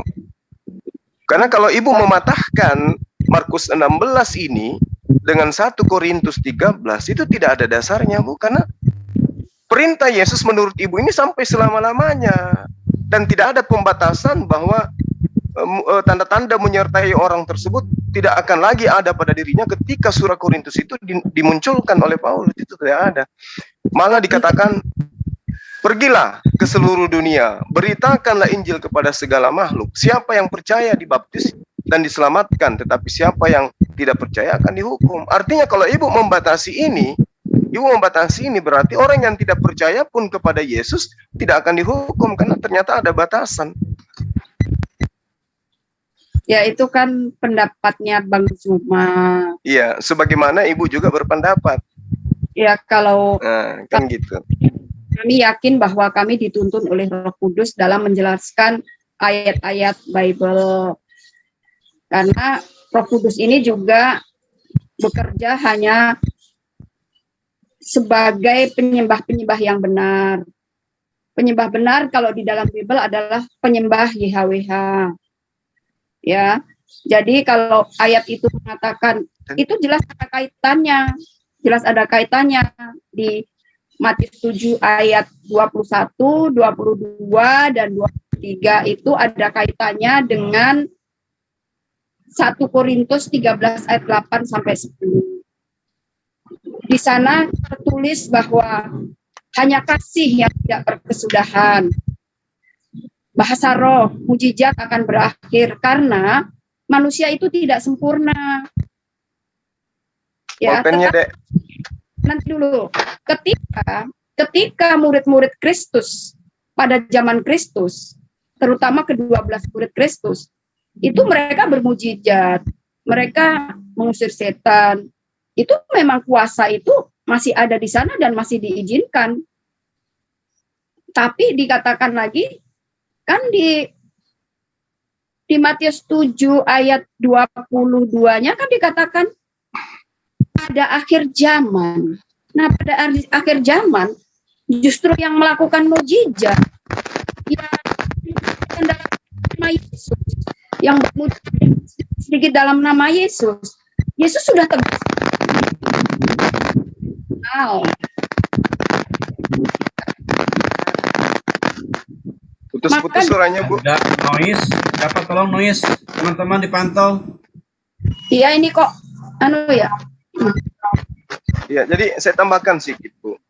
Kalau Ibu mengasumsikan pernyataan Yesus di dalam Markus 16 itu adalah kata satu dengan mengkaitkannya dengan 1 Korintus 13. Dan Lalu suaranya putus-putus saya apa Ibu? nggak kedengeran, masih terganggu oleh suara-suara keras. Cek. Gimana? Lanjut, Ahi. Bagus. Lanjut, bagus. Iya, jadi gini. Kalau Ibu mengkanter pernyataan yang ada dalam Markus 16 dengan menggunakan 1 Korintus 13 ini, berarti Ibu kemudian menyampingkan pernyataan Yesus sendiri di dalam Matius 24 nomor 35. Langit dan bumi akan berlalu, akan lenyap, tetapi perkataan-perkataanku tidak akan berlalu. Artinya perkataan Yesus itu akan tetap terlaksana sesuai dengan apa yang dikatakan oleh Yesus. Karena tanda-tanda ini akan menyertai seseorang apabila dia percaya tentang pemberitaan Injil yang diberitakan kepada seluruh makhluk. Hanya yang mungkin yang terjadi pada saat ini, Ibu ada pada stasiun terakhir, kepercayaan Ibu terhadap Yesus itu sudah memuncak, tapi sayangnya tanda-tanda ini tidak menyertai Ibu. Itu yang saya khawatirkan. Sehingga Ya, memang. Ibu menjadikan 1 Korintus 13 ini sebagai tameng untuk kemudian menutupi ketidakadanya mukjizat dan tanda-tanda yang menyertai Ibu. Dengan kata lain, kemungkinan data Markus 16 ini itu adalah sisipan, karena tidak ada orang Kristen yang mampu mempraktekkan itu. Gitu loh, Bu. Gimana tuh? Ya, intinya bahwa kelompok kami mentaati ayat itu, bahwa di zaman akhir ini kalau yang mengadakan mujizat apa-apa dalam nama Yesus, mengusir setan dalam nama Yesus, apa-apa dalam nama Yesus, justru Yesus tidak mengenal, makanya kami tidak melakukan itu. Nah, tapi kalau yang Ibu, nah ini yang harus dijadikan sebagai acuan. Kalau Ibu mengatakan mereka tidak mengenal, mereka juga beribadah sama seperti Ibu. Mereka mendudukkan Yesus itu sebagai bagian daripada Tuhan yang Ibu katakan sebagai Biotipave. Ada yang mengatakan dia nabi, ada yang mengatakan dia rasul, ada yang mengatakan dia Mesias, ada yang mengatakan anak tunggal, ada yang mengatakan dia Dwinatur dan seterusnya. Pada prinsipnya mereka percaya apa yang kemudian Ibu Ani percayai, kan gitu. Ya, Nah, tapi kan ada Kristus palsu, Bang. gimana? Coba dibaca dulu di Matius 24 ayat 23 dan 24. Coba bacain itu dulu, itu Nah, jawabannya. itu kalau Ibu membawa Matius 24, itu berbicara mengenai zamannya Yesus, bukan di zaman kita. Baca dulu. Biar Coba Ibu konsen di nomor 36-nya itu. Apa yang dikatakan di sana di Matius 24? Siapa yang menggenapi? Angkatan mana yang menggenapi? Gitu loh, Bu. apa? Baca dulu dong itu. Ya, silakan. Saya baca Silakan. ya. Silakan. Saya pakai layar yang kalian punya. Saya padahal punya rujukan yang bahasa Ibrani dan Yunani loh. Matius 24 ayat 23 dan 24 berkata. Tuh, sebentar saya nyalain lampu dulu. Lampunya redup lagi, siapa matiin ya? Silakan. Saya baca. Pada waktu itu jika orang berkata, lihat Mesias ada di sini atau Mesias ada di sana, jangan percaya. Sebab Mesias palsu atau Kristus palsu dan nabi-nabi palsu akan muncul dan mereka akan mengadakan tanda-tanda yang dahsyat dan mujizat-mujizat. Hanya mungkin mereka menyesatkan orang-orang pilihan juga. Ya. Jadi di sini ada kata-kata orang pilihan. Jadi kalau orang pilihan jangan sampai tersesatkan oleh Kristus-Kristus palsu atau nabi-nabi palsu. Dan aku meyakini bahwa akulah orang pilihan itu, karena orang pilihan adalah murid Yesus yang sejati dan menyembah Allah yang sejati. Ibu gini, Bu. Mohon maaf, bukannya saya mau menggurui, tapi saya juga belajar Bible. Bang Yuma jangan dibelok-belokin lagi. Bang Yuma kebiasaan kalau baca ayat Alkitabnya begini langsung diterapkannya beda. Itu memang seperti itu. Kami Sabar, yang Bu, ada sabar. Roh Kudus Anda itu tidak ada Roh Kudus. Oh, enggak laku Roh Kudus di sini. Roh Kudus Kristen itu enggak ada. Itu hoax. Jadi gini, Bu. Tuh, ngatain Di dalam- Roh Kudus. Saya nggak jadi. Sabar. Sama Juma. Dia Ini ngatain putus-putus. Bu, nggak bisa. apa mungkin Bu? Aku mundur karena Putus-putus. aku Bu, mundur apa karena mungkin? kan Roh Kudus itu hoax. Maaf ya. Ya Bu, tunggu Bu. Kita akan Nggak bisa. buktikan itu, Bu. Cari sesi Coba, Bu, kapan Bu. Ibu bisa membuktikan Roh Kudusnya orang Kristen itu hoax dengan saya. Dulu Saya akan dikatakan di ayat dikatakan kalau kamu Muhammad juga hoax loh Muhammad. kalau meng- Kita akan kalau- buktikan itu, Bu. Roh Kudus itu hanya kata yang dicopet dari Al-Quran loh itu. Muhammad juga hoax itu loh. Kalau Ibu mundur ada gincah. Nanti Nah, ganti. jadi gini. Sepakat. Ibu, yang lain dulu tolong. Kita saling menghargai. Jadi tadi Mbak udah mengatakan Roh Kudus itu hoax. Saya akan jelas, sampaikan- Bu, Roh Kudus itu hoax. Saya bisa buktikan ke Ibu gitu loh. Apa tadi yang itu Begini. yang hoax lagi? Begini loh, Bu. Ibu yang dasar dulu pijakannya lah. tentang Roh Kudus di kitab Anda itu apa? Apa pekerjaan Roh Kudus menurut kitab Anda? Membimbing kepada segala kebenaran kan? Bisa nggak saya uji? Yang bilang Bisa yang nggak saya hoax, uji coba bahwa Roh Kudus buktikan. itu nggak ada dalam diri Kristen? Bisa nggak? Barang siapa menghujat Roh Kudus. Betul. Itu diampuni. betul. Jika Roh Kudus itu didudukkan pada porsi yang sesungguhnya, bukan hayalan. Ya, tadi. Gitu loh. Kalau Ibu mau tahu tentang Roh Kudus, baca Yohanes 16, Bu. Itu lengkap di situ. Itu Roh Kudus. Tapi yang dipahami orang Kristen itu bukan itu.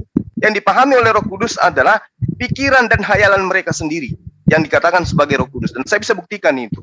Kembali kepada tema Ibu, Ibu membawa Aku juga Matius bisa 24. buktiin kalau Muhammad itu hoax loh. Aku bisa buktiin. Kamu membaca kitabnya Muhammad saja nggak bisa, jadi nggak usah. Aku Kamu bisa duduk aja. buktiin Muhammad itu hoax Ya itu. udah. Gincah saya ada di sini. Duduk dulu. Buktikan, Duduk. buktikan, Kamu nggak bisa buktikan. bahas Muhammad. Kamu nggak bisa membaca kitabnya aja, kamu nggak mampu. Ginting, Ya, ginting, coba jangan buktiin. kemana-mana. Coba buktiin Kamu kalau duduk, itu. Kitabnya mana yang duduk hoax? aja duduk. Muhammad atau Kamu Roh Kudus? duduk, kamu Cocok duduk tuh. nanti ku kasih tulang. Mana yang Sabar, hoax? sabar. Tolong Amin di mute yang lain lah, biar nggak crowded. Ibu tadi membawa Matius 24. Anda dengan bangganya mengambil data dari sana.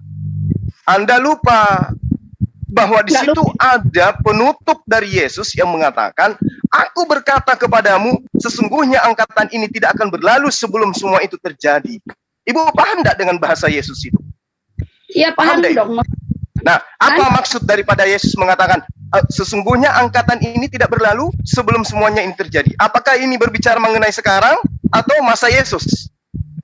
Iya, saya Ayo. kasih tahu Udah, dulu bahwa Sederhana, Bu, sederhana. Ketika Yesus berkata, sesungguhnya angkatan ini, angkatan yang dimaksud Yesus di sini, orang yang hidup di 2022 atau pada abad pertama itu, Bu. Yesus itu untuk seluruh manusia. Nah, disinilah yang saya katakan kalian tidak punya Roh Kudus. Karena masa yang kayak begini aja, Anda nggak bisa dibimbing oleh kebenaran. Aku berkata kepadamu, sesungguhnya angkatan ini tidak akan berlalu sebelum semuanya ini terjadi. Anda mengatakan itu berbicara mengenai zaman sekarang. Roh Nah, Kudus apa yang Anda punya? Yang diketahui oleh Bang Yuma, yang dikatakan Yesus, yang terjadi apa sih maksud Bang Yuma? Yang terjadi apa yang maksud Yesus? Yang terjadi itu apa? Ini angkatan yang dimaksud Yesus di sini siapa? Itu dulu. Biar kita jujur, yang punya Roh Kudus ibu atau saya? Saya dong, masa Ya, Muslim? Angkatan ini di sini yang dimaksud Yesus siapa? Orang yang hidup sesamanya atau orang yang hidup sesaman dengan Bu Ani? Yang lain yang buktikan. Dulu jawabannya di ayatnya dulu. Jawabannya di 2 Petrus Ah, ayat kita 8 sudah baca. buktikan ya bahwa ibu tidak punya Roh Kudus. Oke? Bang Yuma tidak punya Roh Kudus, berebut Roh Kudus begitu. Ini kita sudah buktikan. Coba saya ulang lagi. Aku berkata kepadamu, aku Yesus berkata kepadamu, sesungguhnya angkatan ini tidak akan berlalu sebelum semuanya ini terjadi. Saya tanya ke ibu, jujur, angkatan yang dimaksud Yesus adalah orang yang sesaman dengannya atau yang sesaman dengan Bu Ani? Jawabannya di 2 Petrus 3 ayat 8. Baca situ. Kok larinya ke 2 Petrus? Roh Kudusnya kemana, Bu? Roh Kudus mengarahkan ke ayat itu. Kalau dialog sama Bu Ani nggak usah ngenyek-ngenyek kayak gitu. Enggak, saya tanya, saya harus mempertanggungjawabkan pernyataan saya. Roh Kudus yang ada di kalian itu adalah hoax. Ini buktinya. Iya, makanya itu Masa ayat yang sudah datanya sudah sejelas ini. Sesungguhnya angkatan ini tidak akan berlalu sebelum semuanya ini terjadi. Ibu nggak mampu menjawabnya, angkatan yang dimaksud Yesus itu yang mana? Jawabannya di 2 Petrus 3 ayat 8, Bang. 2 Petrus 3. Kenapa larinya ke sana? Iya, itu jawabannya. Jawabannya generasi ke generasi itu.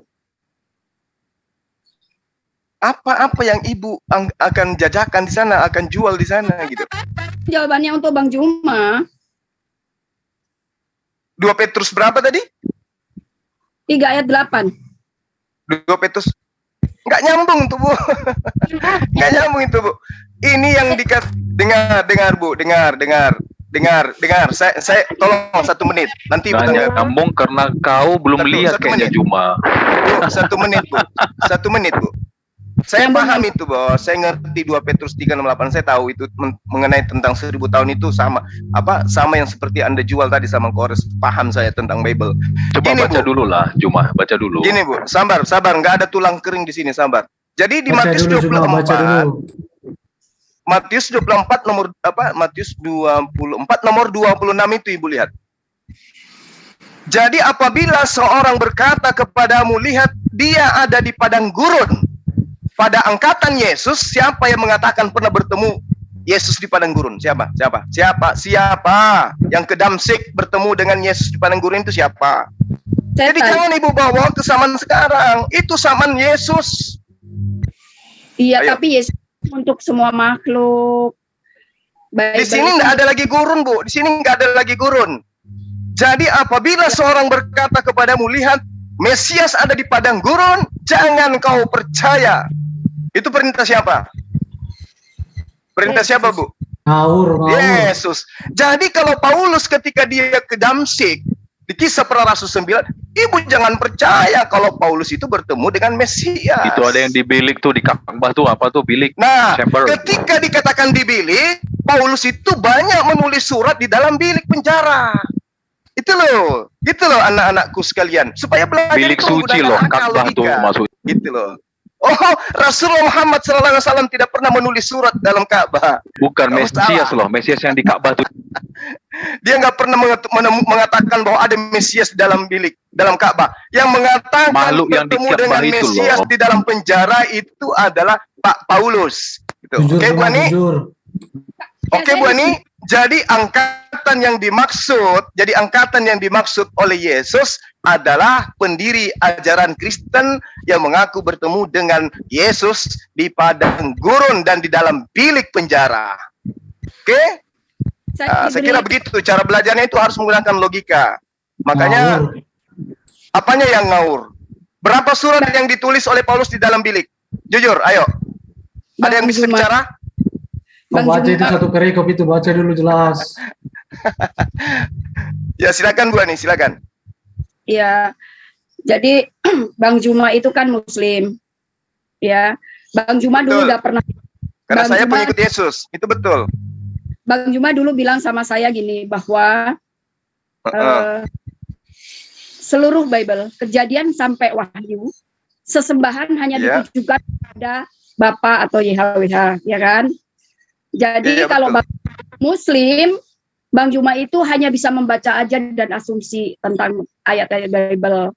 Karena nggak ada Roh Kudus, jangan Lah, mengaku-ngaku Roh ada. Kudus lagi yang dibawa, Bu. Saya tadi nguji Ibu punya Roh Kudus atau tidak. Nah, makanya saya mau jawab di 2 Petrus 3 ayat 8 itu, kata-katanya seperti ini pemirsa, Bang Juma nggak mau baca. Saya Tapi- baca, akan tetapi saudara-saudaraku yang kekasih, yang satu ini tidak Juma boleh udah kamu ngaku lupakan, pengikut Yesus ya, bukan yaitu pengikut Isa. bahwa di hadapan Tuhan satu hari sama seperti 1000 tahun, dan 1000 tahun sama seperti satu hari. Apa hubungannya ini, Bu? Apa Berarti hubungannya? Ini sama dengan di dalam Al-Quran juga Al-Ma'arij sama ini. Satu hari di hadapan Tuhan 1000 tahun bagi manusia. Terus apa hubungannya? Yesus berbicara mengenai angkatan ini, angkatan yang sesaman dengannya. Ada orang yang mengaku bertemu Mesias di padang gurun. Tidak berlalu sebelum semuanya itu terjadi. Berarti terjadi dulu baru kemudian murid-murid Yesus itu berlalu, beranjak kepada angkatan berikutnya. Gitu loh, Bu. Sekarang Roh pertanyaanku, Kudusnya kemana, Bu? Roh Kudusnya tidur. Bang, jawab dulu pertanyaanku. Maksudnya Yesus setelah Pertanyaan semua yang mana? Setelah semua yang terjadi itu terjadi apa? Kamu tahu nggak terjadi apa yang Yesus Terjadi pertama yang terjadi. Ingat, yang terjadi pertama baca Lukas 21 nomor 8 sampai nomor 12. Ada oknum yang menganiaya murid Yesus yang kelak membawa-bawa nama Yesus kemana-mana. Siapa pelakunya? Jawab. Oh, ini Bang Juma memang nggak suka sama Paulus. Padahal Paulus bukan begitu. Kristen itu dari mana rupanya, Bu? Dari Yesus apa dari Kristen? Nanti dulu. Sekarang pindah ke Kristen. Aku jawab dulu, jangan mentang-mentang kau. Bukannya saya benci, justru karena saya sayang kalian, saya luruskan. Ingat Bu, Kristen itu berdiri di atas fondasi ajaran yang mengatakan hukum-hukum Tuhan itu adalah kutukan, sehingga harus ada manusia yang menjadi korban di atas salib untuk menebus kutukan itu. Pertanyaan saya, Yesus yang dari mana yang mengajarkan kalian bahwa firman Tuhan itu adalah kutukan yang ada dalam Taurat itu? Nah, Anda nggak tahu juga itu tentang giliran saya yang mengatakan kebenaran, Anda mengatakan saya nggak tahu. Kalau begitu Anda tahu, tunjukkan di mana datanya Yesus mengatakan hukum Taurat itu adalah kutukan. Saya kasih 10 hitungan. Kamu 1. buktikan dulu klaimmu, baru 2. 3. Aku dari tadi nggak dikasih 4, kesempatan ngomong ya. 5. Udah, tunjukkan kepada saya Yesus mengajarkan hukum Taurat itu adalah kutukan. Yang satu belum dijawab. Ini udah nanya yang lain. Udah bikin sesi aja, Juma bikin sesi. Ibu nuduh saya kan, Ibu nuduh saya melakukan sesuatu yang tidak benar. Nah, saya katakan Kristen itu berdiri di atas fondasi tuduhan terhadap firman Tuhan yang mengatakan bahwa hukum Taurat itu adalah kutukan. Ya, siapa itu apa adminnya? Ayo, siapa? Bang admin pakai timer lah biar enak. Nah, jadi tidak dimonopoli pembicaraannya, biar dua arah. Ayo. Saya sendiri loh di sini, kalian berapa orang? Bukan loh. Karena kau yang bicara terus. Kasih kau bicara terus. Kamu bicara terus dari tadi Juma. Itu ya kan saya sendiri, kalian berapa orang? Ya sendiri. Bahkan gugurnya juga saya 15 tadi belum selesai tadi. Kalau nyerocos percuma, Juma. Ya, siapa yang mau maju lawan Gurunda ini? Kalau dibikin tim aja lah, karena terhitungnya juga banyak. Ibu Ani, jadi Ibu Ani ini mencoba sembunyi di balik ketidakberdayaannya mempraktekkan Markus 16 ini. Gitu. Akhirnya dia masuk ke dalam 1 Korintus itu untuk minta tolong ke Paulus untuk supaya tidak dituntut, dia mampu untuk melakukan mukjizat gitu loh. Padahal Yesus sendiri yang dia Tuhan, yang dianggap sebagai Tuhan sebagian Kristen mengatakan, perkataanku tidak akan selesai, tidak akan berlalu. Langit dan bumi boleh berlalu, perkataanku tidak akan berlalu. Ternyata dibatalkan dengan surah Paulus. Jadi ibu ini memang pengikut Paulus, bukan pengikut Yesus. Kan terbukti. Matius, coba kalau kamu membenci Paulus, Paulus aja menyembah. Loh, ibu fitnah lagi. Siapa yang membenci Paulus? Di dalam kitab saya, menurut orang-orang yang ngemis-ngemis, dia mengatakan bahwa di dalam kitab saya tafsirannya itu Paulus adalah orang yang benar. Siapa yang benci? Yang benci justru kalian. Enggak, Paulus itu pemberita kebenaran, memberitakan tentang Yesus, kebangkitan Yesus dan lain sebagainya. Bahkan orang-orang Yahudi yang sudah atau Israel yang sudah ditolak sama Allahnya, yang ditolak sama Yahweh aja, Paulus dia memberitakan ke sana percaya yang dibunuh itu Mesias, karena Yahudi menolak bahwa Yesus, menolak sang Mesias itu sampai ya kan, karena nggak percaya. Tetapi Paulus justru berani. Ibu, nanti dulu ngomongnya. Justru Paulus itu memberitakan hal itu supaya Israel itu percaya bahwa yang dibunuh itu adalah Mesias. Dan bahkan Paulus aja memang benar Paulus dulunya pembunuh. karena anggapnya benar. Perbuatannya dia yang dahulu pembunuh umat yang di dalam itu, yang di dalam kebenaran itu, anggapnya benar. Tapi ketika dia ditemui oleh Yesus secara spiritual, di sini letaknya keeroran kalian. Di mana Yesus menemui Paulus? Di mana? Dalilnya di mana? Malah Yesus mengatakan, aku akan pergi. Sebab kalau aku tidak pergi, Roh Kudus itu tidak datang. Loh, kok yang datang ke mana? Ke padang gurun kok justru Paulus? Harusnya yang datang kan Roh Kudus, kata Yesus. Benar nggak? Ini memang Bible sih. Jadi ya maklum lah. Sekarang gini, Bu. Sekarang gini, coba tanya Roh Kudusnya. Setelah Yesus pergi, yang datang siapa? Roh Kudus. Tapi Roh Kudus yang datang kepada Paulus siapa? Yang Paulus mengaku bahwa dia mendengarkan suara itu suara siapa? Ini Roh Kudus. Ini mau ngomong Roh Kudus apa ngomong Paulus? Nah, makanya Bu, saya katakan kalian itu tidak punya Roh Kudus. Yesus mengatakan, adalah benar katamu, adalah lebih baik aku pergi, sebab kalau aku tidak pergi, Roh Kudus itu tidak datang. Harusnya kalau Paulus itu orang benar, yang datang kepadanya bukan Yesus tapi Paulus. Tapi Roh Kudus. Tapi ternyata Saulus, ya. Siapakah engkau Tuhan? Akulah Yesus yang kau niaya. Harusnya dia mengatakan, akulah Roh Kudus. Gitu. Malah Yesus yang muncul. Berarti Yesus melakukan sesuatu yang tidak benar. Ketika dia mengatakan, aku akan pergi. Sebab kalau aku tidak pergi, Roh Kudus itu tidak akan datang. Ternyata yang datang Yesus, bukan Roh Kudus. Jadi, salah nggak saya katakan? Anda Roh Kudus apa Paulus? Siapa ya? Kalau Roh Kudus itu roh, tidak berbentuk manusia, bukan juga malaikat. Framingnya keras itu. Roh Kudus itu adalah milik satu pemiliknya, yaitu YHWH. Siapa ya? Masa nggak ada kita ya? Jadi Roh bukan Kudus Yesus ya pemiliknya. Masa kita nggak ada ya? Nah, sekarang ketika Yesus mengatakan di dalam Yohanes itu, Yohanes 16, adalah benar jika aku pergi, sebab kalau aku tidak pergi, Roh Kudus itu tidak datang. Yang datang kepada Paulus siapa? Roh Kudus atau Yesus, Bu? Ini kita mau ngomong Roh Kudus apa Paulus gitu aja, nggak bisa dicampur-campur itu pengertiannya.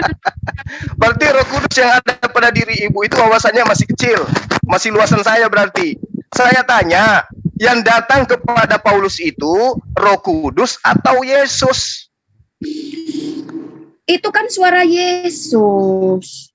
Nah, yang mana yang bohong? Penulis kitab Lukas, Kisah Para Rasul, atau Yesus yang mengatakan bahwa aku pergi, karena kalau aku tidak pergi, Roh Kudus itu tidak akan datang. Maksudnya Yesus pergi ke surga kan? Ya entah mau kemana, ke mall atau kemana, yang jelas dia katakan aku akan pergi. Sebab kalau aku tidak pergi, Roh Kudus itu tidak akan datang. Nah sekarang Ibu mengaku, ternyata yang datang itu adalah Yesus. Ini yang bohong siapa sebenarnya? Ini beda, kita ngomongin beda pun. Roh Kudus beda, Yesus beda, Paulus beda. Ini kita mau ngomongin yang mana dulu? Jangan dicampur. Ya, saya tanya dulu ke Ibu. Saya tanya dulu. Tolong tanya Roh Kudus yang Anda Ibu anggap Roh Kudus. Kata Yesus setelah dia pergi, yang datang menyertai orang-orang percaya setelahnya itu Yesus atau Roh Kudus? Itu ayatnya nggak hanya seperti itu. Yesus bilang, aku. Nah, itu artinya Roh Kudus yang ada di dalam diri Ibu itu bukan Roh Kudus. Roh ruwet. Nah, apa kata Roh Kudus kepada Ibu? Yang datang setelah Yesus pergi menurut Yesus siapa? Roh Kudus. Roh Kudus. Nah, sekarang pertanyaan saya. Menurut pengakuan Paulus, yang dia lihat, yang dikatakan siapakah engkau Tuhan, itu Roh Kudus atau Yesus? Yesus. Berarti Yesus bohong? Itu suara Yesus. Karena yang datang setelah Yesus katanya adalah Roh Kudus. Tapi ternyata Paulus ngaku yang datang kepadanya adalah Yesus. Sekarang yang bohong siapa sih? Kamu yang bohong, kamu yang tidak paham Bible. Yang bohong saya. Gimana sih Bu Ani ini? Kamu ngetawain dirimu sendiri, Juma. Saya nggak menertawakan, saya geli aja gitu loh. Orang yang punya Roh Kudus ngaku-ngaku punya Roh Kudus, tapi ruwet. Yesus mengatakan, aku pergi, sebab kalau aku tidak pergi, Roh Kudus tidak datang. Ternyata muncul orang yang kemudian mengatakan dirinya rasul sejak di dalam kandungan ibunya, tapi membunuh murid-murid Yesus, mengaku bertemu dengan Yesus di padang gurun ketika ke Damsyik. Loh, kok temanya kok beda, gimana sih ibu ini? Ini kita membahas tentang Bible ibu, gitu loh. Kok jadi kacau blau begini? Kamu yang kacau. Ya, menurut Yesus yang datang kepada orang-orang percaya setelah dia terangkat ke surga siapa? Roh Kudus. Tapi faktanya di lapangan yang datang kepada Paulus siapa? Mesias, Yesus. Sekarang yang bohong siapa? Yang bohong Juma. Roh Kudus ibu itu ngajarin ibu memfitnah Suma. Suma itu orang baik-baik loh. Ngajarin ibu supaya menuju kepada jalan yang lurus. Gimana sih ibu ini? Ya udahlah kalau gitu. Salam aja sama Roh Kudusnya ya. Salam peace. Kamu itu menjelaskan ayat-ayat Bible itu nggak bisa. Itu nggak bisa. Kalau mau kenapa nggak bisa? Kenapa jadi saya nggak bisa? Emang nggak bisa karena kamu nggak ada Roh Kudus. Apa alasannya, Bu? Dengarkan, Bu, dengar. Saya katakan ke Ibu, anak Islam itu, Bu, anak Islam usia 3 tahun itu lebih memiliki Roh Kudus daripada Kristen yang sudah bangkokan usia berapapun. Apa alasannya? Apa alasannya? Saya tanya sama Ibu. Anak Islam usia 3 tahun, mereka sudah bisa membaca kitab sucinya dalam bentuk original teks. Orang Kristen levelnya seorang profesor yang matanya sudah buta sekalipun membaca Bible, tidak akan bisa ngerti tentang original teks kitab mereka. Berarti umat Islam lebih penuh Roh Kudus daripada kalian. Ini sudah terjemahan, kalian masih pleset-pleset kan? Yang datang setelah Yesus menurut Yesus siapa? Roh Kudus. Yang datang kepada Paulus siapa? Yesus. Siapa yang bohong? Zuma. Kan lucu ibu ini. Aduh. Yang nggak bisa. Ini saya jelaskan ya, Bang Juma. Apa yang ingin ibu jelaskan? Silakan. Ibu mau menjelaskan atau ingin mengaburkan? Itu dulu. Kalau saya lagi ngomong itu jangan diputus-putus. Saya aja ini suara ibu noise, Bu. Suaranya timbul tenggelam. Roh Kudusnya lagi tripping kali. Suaranya timbul tenggelam. Ya, begini. Ya, silakan. Ketika Yesus satu-satu ya, karena Bang Juma membawa Roh Kudus, membawa Yesus dan membawa Paulus. Iya, biar yang lain ngakak gitu maksudnya, Bu. Itu ayat itu juga mengartikan bahwa apabila umat dengan menganiaya Kristus, kalau sampai Yesus. Suaranya ibu kok timbul tenggelam, Bu? Teman-teman timbul tenggelam nggak suara Bu Ani? Bagus Gurunda. Mungkin kok ini saya gitu ya. Gurunda pakai handset ya? Iya pakai kan sih. Coba itu konektornya ini dicabut dulu baru dipasang. Sudah. Oke, sip ya, 86 Komandan. Lanjut. Silakan. Saya kasih statement dulu khusus buat Bang Juma. Memang ada yang kresek loh.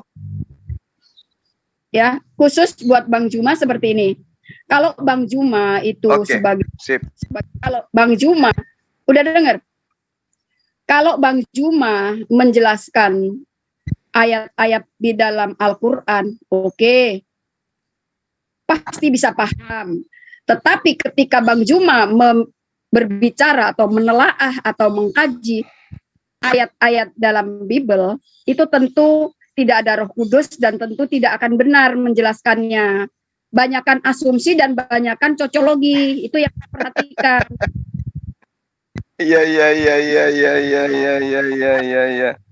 Ya kita uji siapa yang punya Roh Kudus, siapa yang tidak punya Roh Kudus. Iya. Bergumam. Bang Juma juga pernah bergumam, nanti Bu Ani juga dapat hidayah masuk Islam. Pernah bergumam begitu? Ya nggak akan pernah lah kalau udah penyembah Yehuwa itu. Kalau udah penyembah satu-satunya Allah yang benar yang bernama Yahweh, Allah Israel itu nggak akan pindah kemana-mana.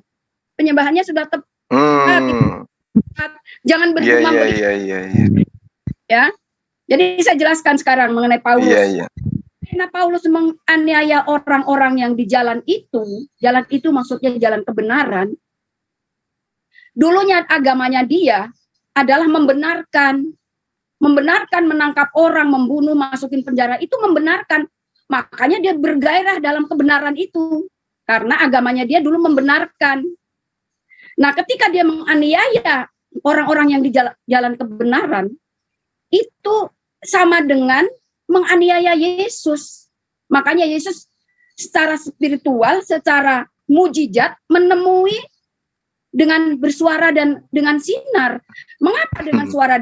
Karena Yesus sudah kembali menjadi kehidupan yang semula. Bukan jadi manusia lagi, karena Yesus sudah mati, udah dibangkitkan, udah nggak bisa nemuin secara seperti fisik seperti ini. Makanya dibutuhkan iman bahwa Yesus menemui Paulus itu karena menghentikan supaya dia tidak menganiaya umat yang di jalan yang benar itu. Makanya Paulus buta kan selama 3 hari, dibutakan, lalu setelah dibukakan dia mendengar suara dari Yesus langsung.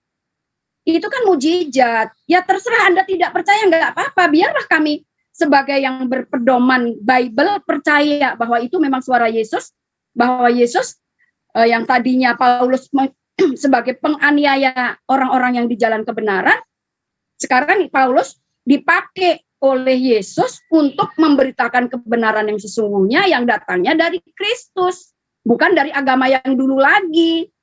Itu seperti itu.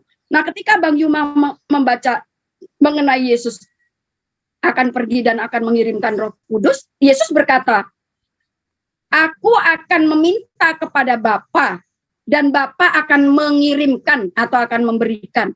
Roh Kudus itu perlu diminta. Yesus aja meminta supaya Roh Kudus itu diberikan kepada murid-muridnya. Ketika itu memang kepada yang di hadapan Yesus memang 12 rasul. Jadi tentang Roh Kudus ini Yesus sedang berbicara kepada 12 rasul. Maka ketika Yesus pergi, Roh Kudus itu menyertai. Bagaimana cara kerjanya? Di hari Pentakosta, di tahun 33, masih tahun 33 Masehi itu, ada yang dinamakan Hari Pentakosta. Disitulah kita bisa melihat cara bekerjanya Roh Kudus. Bagaimana? Cara bekerjanya Roh Kudus itu berbicara keilahian, berbicara tentang Allah, berbicara tentang kebenaran, bukan kesurupan-kesurupan. Ibu, saya katakan kepada ibu panjang lebar, Bu ya. Coba apa yang ibu belakan terhadap Paulus itu, Yesus sudah lebih dulu memahamkan kepada murid-muridnya. Itulah yang saya katakan tadi dalam Matius 24 nomor 26. Apabila ada orang berkata kepadamu, lihat ia ada di padang gurun, janganlah kamu pergi ke situ. Atau lihat ia ada di dalam bilik, jangan kamu percaya. Ya itu berlaku. Siapa yang pernah mengatakan pernah melihat Mesias di padang gurun dan di dalam bilik, Bu? Siapa? Ayo, Bu. Siapa? Itu aja dulu. Lalu kata Yesus, angkatan ini tidak akan berlalu sebelum ini terjadi. Itu siapa kira-kira di masa angkatan murid Yesus itu ada orang mengaku ketemu Mesias di padang gurun, menulis surat dalam bilik. Itu siapa, Bu? Ini dulu. Jangan kemana-mana dulu. Supaya kita tahu yang datang itu Roh Kudus, Yesus, atau apa ya bilangnya? Siruat. Ayo, Bu. Matius 24 ayat 23 sampai 24, di ayat 23 sampai 24 itu juga jangan lupa, jangan tidak dibaca bahwa di sana juga ada orang-orang pilihan. Jadi ayat itu masih berlaku sampai hari ini. Ayat itu. Oh, enggak, Bu. Ibu coba lihat di data yang saya tunjukkan tadi. Sesungguhnya angkatan ini tidak akan berlalu sebelum semuanya ini terjadi. Setelah angkatan Yesus muncul kemudian orang yang menjajakan Yesus ke Romawi dan Yunani. Dan ibu ada di situ sekarang ini. Makanya dikatakan oleh Yesus dalam Matius 23 nomor 13, celakalah engkau ahli Torah, orang Farisi, orang munafik, engkau menyeberangi lautan, menjelajahi daratan untuk mentobatkan orang masuk ke agamamu dan menjadi orang neraka dan membuat mereka itu menjadi 2 kali lebih jahat daripada engkau. Agama mana yang dibentuk oleh ahli Taurat di mana penganutnya 2 kali lebih jahat daripada ahli Taurat hari ini? Itu dong Bu, cara belajarnya. Salah. Anda tidak tahu bahwa Yahudi itu Saya lagi yang tidak tahu. Dalilnya sudah sangat jelas. Orang Farisi, ahli Taurat yang dikecam oleh Yesus sebagai orang yang celaka, menjelajahi daratan, menyeberangi lautan, membuat orang masuk ke dalam agama mereka dan membuat mereka 2 kali lebih jahat daripada orang-orang Farisi tersebut. Ini agama apa yang dibentuk oleh orang Yahudi rupanya? Itu kan zaman dahulu, Bang, bukan zaman Nah, sekarang. zaman dahulu Kristen itu sebenarnya dari mana asalnya? Zaman dahulu, abad pertama, atau baru ada hari ini? Aku jawab. Silakan. Kristen itu diambil kata dari Kristus. Maka pengikut Kristus adalah Kristen. Jadi Terus? pengikut Kristus yang disembah juga harus yang disembah Yesus Kristus. Makanya Betul. mengaku sebagai Kristen menjadi menjadi murid Kristus, maka sesembahannya Bu Ani juga harus sesembahnya Yesus. Dan sesembahannya Yesus itu adalah YHWH Allah Israel. Dan juga yang disembah para nabi sebelum Yesus.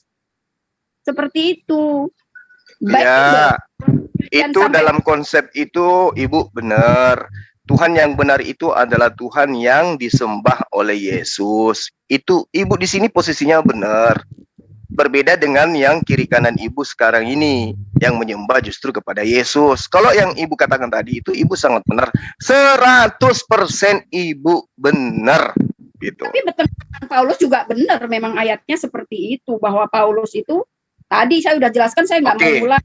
Oke, sekarang coba tunjukkan kepada saya, Yesus mengatakan bahwa hukum Taurat itu adalah kutukan. Siapa yang berbicara begitu? Memang Paulus kan? begini loh Bang Juma pengertiannya. Dengar dulu bahwa dahulu sebelum Yesus lahir itu ada yang namanya hukum kutuk. Orang yang mati digantung di tiang disiksa di tiang itu ya. kan kutuk. Dengar dulu. Itu mati terkutuk namanya. Nah, Kristus datang ini bukan hanya sebagai juru selamat penebus dosa, bukan hanya sebagai sang raja untuk kerajaan surga, tetapi dengan matinya Yesus adalah mati juga hukum kutuk. Itu maksudnya Yesus mati, rela mati di tiang, ya, sebagai orang, seperti orang yang mati terkutuk karena meniadakan hukum kutuk. Itu maksudnya. Paham, Iya, kan? sekarang saya tanya sama Ibu dari mana ilmunya mengatakan bahwa hukum Taurat itu adalah hukum kutukan? Di mana itu diajarkan? Bukan, tidak ada kata-kata seperti itu. Loh, Ibu nggak pernah belajar tentang surah-surah Paulus rupanya? Iya, itu memaksudkan bahwa kalau pada zaman Taurat, hukum Taurat itu yaitu hukum Allah, itu hukum murni yang diberlakukan untuk spesial untuk bangsa Israel. Tetapi yang saya tanya ke Ibu, di mana Ibu mendapatkan ilmu kalau hukum Taurat itu adalah kutukan, itu di mana? Hukum Taurat bukan hukum kutukan, tetapi pada yang bersamaan ketika hukum Taurat diberlakukan untuk bangsa Israel, ada pula di sana ada bait-bait, ada ketetapan-ketetapan.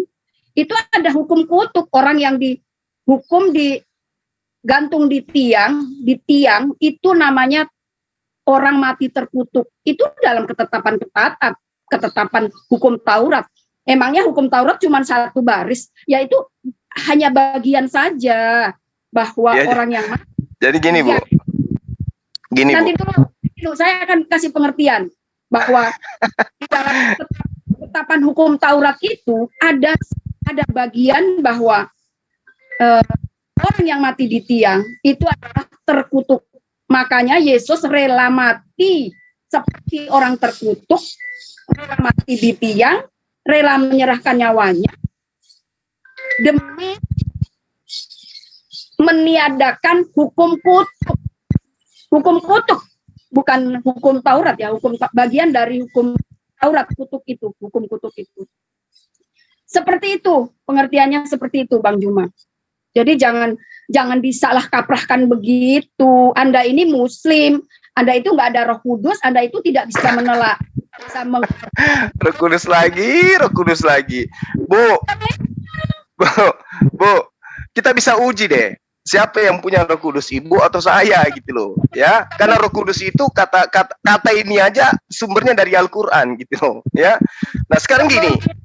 Nanti dulu sebelum Al-Qur'an lahir. Panjang sekali ibu ini. Ya, gimana? Ya, sebelum Al-Qur'an lahir, sudah berumur 600 tahun.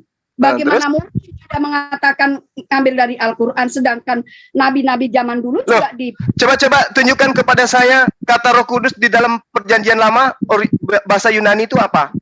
Coba, saya ingin tahu. Roh. Hah? Roh itu bahasa Yunani, roh itu bahasa Yunani rupanya, Bu. Roh itu gini. Kalau roh beda dengan Roh Kudus ya. Kalau roh, enggak, kan Ibu mengatakan Roh Kudus nih. Roh Kudus dalam bahasa Yunani apa? Ruah. Hah? R-U-U-H. Itu bahasa Yunani. Bahasa Ibrani. Ya, bahasa Ibrani. Bahasa Ibrani itu, Bu, 1700 tahun lebih dulu ada daripada kitabnya Ibu. Ngerti nggak? Ya, tapi gini, Bang. Jadi kalau jaraknya kitab Ibu yang bahasa Yunani ke kitab kami itu kurang lebih 500 tahun, lalu kemudian Ibu mengatakan Ibu nggak mungkin mencomot, buktinya kitab Musa usianya 1700 tahun, kemudian dicomot masuk di kitabnya Kristen, apa nggak malu tuh? Ya, sekarang kalau Bible mah memang bukan arti mencomot-comot, Bang, karena memang buktinya bukan arti mencomot tapi mencuri, ngambil satu kitab terjemahan Septuaginta menempelkan ke kitab Kristen gitu, sehingga menamai kitabnya orang dengan perkataan Perjanjian Lama, kitabnya agar dianggap benar dikatakan Perjanjian Baru gitu maksudnya, Bu. Lalu kalau ditanya oleh dunia dari mana Kristen bisa mengambil dua kata Perjanjian Lama untuk kitabnya orang Yahudi, siapa yang ngajarin gitu? Dari mana itu? Dari mana Kristen akal-akalan menamai kitabnya orang Yahudi sebagai Perjanjian Lama? Jangan ngomel, jangan emosi dong. Kan justru ini lucu, kan kita lagi menguji Roh Kudus nih. Sementara di dalam Yeremia 31 nomor 33, Perjanjian Baru Tuhannya Abraham kepada Bani Israel justru adalah hukum Taurat. Hukum Taurat itu adalah Perjanjian Baru. Kitabnya orang Kristen yang dikatakan Perjanjian Baru oleh Kristen itu entah kitab dari mana. Kok bisa-bisanya dikatakan Perjanjian Baru? Siapa yang menamai kitabnya Perjanjian Lama? Siapa menamai kitabnya Musa dengan Perjanjian Lama? Siapa yang nama itu? Saya sekarang harus menjelaskan Alkitab ya, bahwa Alkitab Bible itu Anda semua pasti tahulah, terdiri dari Taurat, Zabur, dan Injil. Gak sekalian caplok kitabnya orang, Bu. Kenapa nggak ambil Talmud sekalian? Jangan ketawa. Ya lucu aja gitu loh. Satu agama Romawi, satu agama Yahudi, terus kemudian Anda mencaplok kitabnya orang gitu. Lalu kemudian Anda mengatakan Bible itu terdiri dari Taurat. Lah, kayak mana ceritanya? Boleh nggak kami umat Islam, yang mana Islam ini dilahirkan di tanah Arab, Timur Tengah, di mana dia adalah keturunan Abraham, mengatakan kitab kita adalah Perjanjian Lama dan juga Perjanjian Baru. Boleh nggak? Saya belum selesai tadi ngomong ya, udah diputus. Oke, silakan.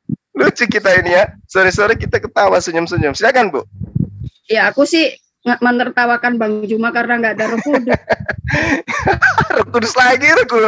Tadi ditanya Roh Kudus dalam Kristen itu apa? Original teksnya dalam bahasa Yunani itu apa? Ibu lari ke Ibrani, Roh HaKodes. Roh HaKodes bagi pemeluk agama Yahudi itu bukan Tuhan. Ya memang bukan. Roh Kudus itu. Lah, Roh Kudus memang bukan Tuhan. Siapa yang bilang Tuhan sih? Itu menurut Ibu. Tapi bagaimana dengan tetangga-tetangga Ibu? Ya itu terserah masing. Nah, sekarang yang punya Roh Kudus Ibu atau mereka, karena mereka juga mengklaim punya Roh Kudus. Ya, nanti dibuktikan lah kalau soal gitu. Iya. Lanjut. Bang, saya ulang lagi ya. Silakan Bu Ani. Memang Alkitab Bible terdiri dari Taurat, Zabur, dan Injil. Itu adalah kehendak dari YHWH. Siapa penulis? Nanti dulu dong. Penulisnya adalah 40 pria-pria yang menulis Bible selama kurang lebih 1600 tahun. Wis, mantap kali. Mantap kan? Jadi mantap. Jadi satu huruf itu diselesaikan dalam waktu 100 tahun. Itulah kehendak Yahweh. Mana bisa kita mau bisa mengetahui. Ibu menuduh Yahweh lagi. Yahweh itu istri dari dewa milik orang Mesir. Hati-hati Bu. Itu udah dibahas kayaknya tadi. Ya, itu kan ditertawakan sama praktisi Yudaism kalau Ibu bawa Yahweh. Yahweh itu adalah dewa loh. Tidak, Yahweh itu adalah nama Sang Pencipta. Oh. Cipta langit dan Iya. Nama yaitu YHWH. YHWH itu adanya Israel, Allahnya Abraham, Ishak dan Yakub. Jadi barang siapa mau menyembah kepada sesembahan yang benar, ya Allah Israel, ya nama Allah pencipta langit dan bumi ya. Salah Ibu, salah. Nggak boleh dikatakan Allah Israel, Elah atau Eloh. Eloh Israel atau Elah Israel. Jangan Allah. Allah itu sumpah serapah. Ya, Allah, Tuhan, Elohim, El Shaddai. Nggak ada. Allah dalam perspektif apa Ibu? Bahasa Arab atau bahasa apa ini? Bahasa apapun di dunia ini pokoknya yang nggak bisa begitulah Ibu ini. Gimana sih Roh Kudus ngajarin? Aduh, Roh Kudusnya belum mandi kali Bu. Masa nyebut Allah itu sumpah serapah kalau dalam bahasa Ibrani. Ya pokoknya gini. Nggak bisa pokoknya, ini bicara kebenaran. Aduh Ibu ini gimana sih? Bicara kebenaran di sini. Dengar lagi. Kalau Allah, Alef Lamet He, itu bahasa Ibrani artinya sumpah serapah. Kalau Ibu mengatakan Allah Ibrahim, sumpah serapah Ibrahim, sumpah serapah Yakub. Nggak bisa Bu, nggak boleh asal-asal. Sama seperti kalau saya memanggil Ibu, ayam, kesini ayam, Ibu mau? Nggak mau kan? Nah begitu juga Tuhan yang harus dipuji namanya. Kok Tuhan disebut Allah? Jangan Bu, jangan. Saya ulang lagi. Apanya? Panggilan Allahnya? Saya ulang lagi. Tuhan. Apanya? Panggilan Allahnya? Diganti. Dipanggil Eloh atau Eloh atau Ilah, itu lebih baik daripada Allah. Ya pokoknya intinya Bang Juma nggak bisa deh menelaah kitab kami. Astagfirullahalazim, ya Allah ya Karim, saya luruskan agar Ibu jangan menyumpahi Tuhannya Abraham. Gimana sih Ibu ini? Katanya punya Roh Kudus, kan ku bilang tadi jangan-jangan roh ruwet. Ya dengar dulu dong. Dengar dulu, jangan aku dong yang dengerin Anda bicara. Allah lagi. Aduh Ibu, jangan bilang Allah Bu. Allah itu artinya sumpah serapah. Ya udah, Allahnya di belakang aja deh kalau kamu ribut kayak gitu. Ya udah sebut aja apanya gitu loh Bu. Ilah atau Eloh. Terserah, aku mau bilang Allah, Tuhan, Tuan, Gusti. Nggak bisa. Gimana sih Roh Kudusnya? Kan udah aku bilang Bu, kalian nggak punya Roh Kudus kan? Bener kan? Dengar dulu, Bapa itu semua adalah gelar. Semua itu adalah sebutan, semua itu adalah pangkat. Tetapi Allah bukan gelar Bu. Allah itu bukan bahasa Ibrani dalam arti kata yang benar. YHWH adalah nama ya. YHWH beda dengan YHWH itu Anda mau sebut nama terserah. Yang pasti kalau Anda menggunakan original teksnya, YHWH itu adalah gelar. Wah, terbalik-balik ini Bang Juma. Udahlah Bang Juma, Islam nggak bisa berbicara Alkitab deh, pokoknya susah. Ibu, kita sama-sama bisa bahasa Indonesia kan? Tinggal dibaca aja pun itu Bu. Sekarang Bang Juma baca di Yesaya 4 Yesaya 42 ayat 8 deh. Kenapa rupanya di sana, Bu? Sangat dikatakan begini. Oke ya. Ya. Aku ini YHWH. Itu nama. Yesaya 28 ya, Bu ya? Yesaya 42 ayat 8. Oh, 42. Oke, silakan. Ya, itu kata-katanya seperti itu. Iya. Nah, Oke, aku ini adalah aku ini YHWH. Itulah nama aku. Tidak memberikan kemuliaanku dan kemuliaanku kepada siapapun, apalagi kepada patung. Udah jelas kata-katanya aku ini. Namaku, yaitu namanya Allah Israel.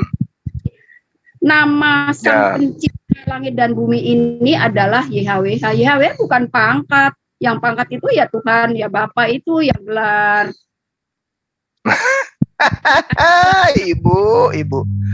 Ibu kok semakin hari semakin ngawur aja sih. Anda yang ngawur. YHWH. Jadi kalau Ibu mengatakan YHWH itu nama.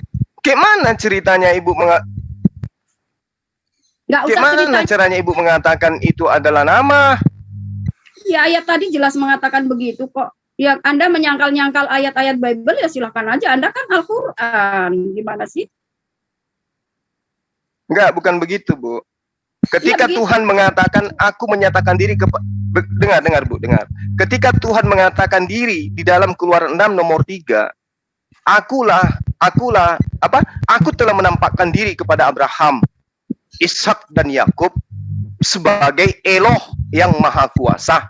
Tetapi dengan namaku Yod-Heh-Vaveh, aku belum menyatakan diri.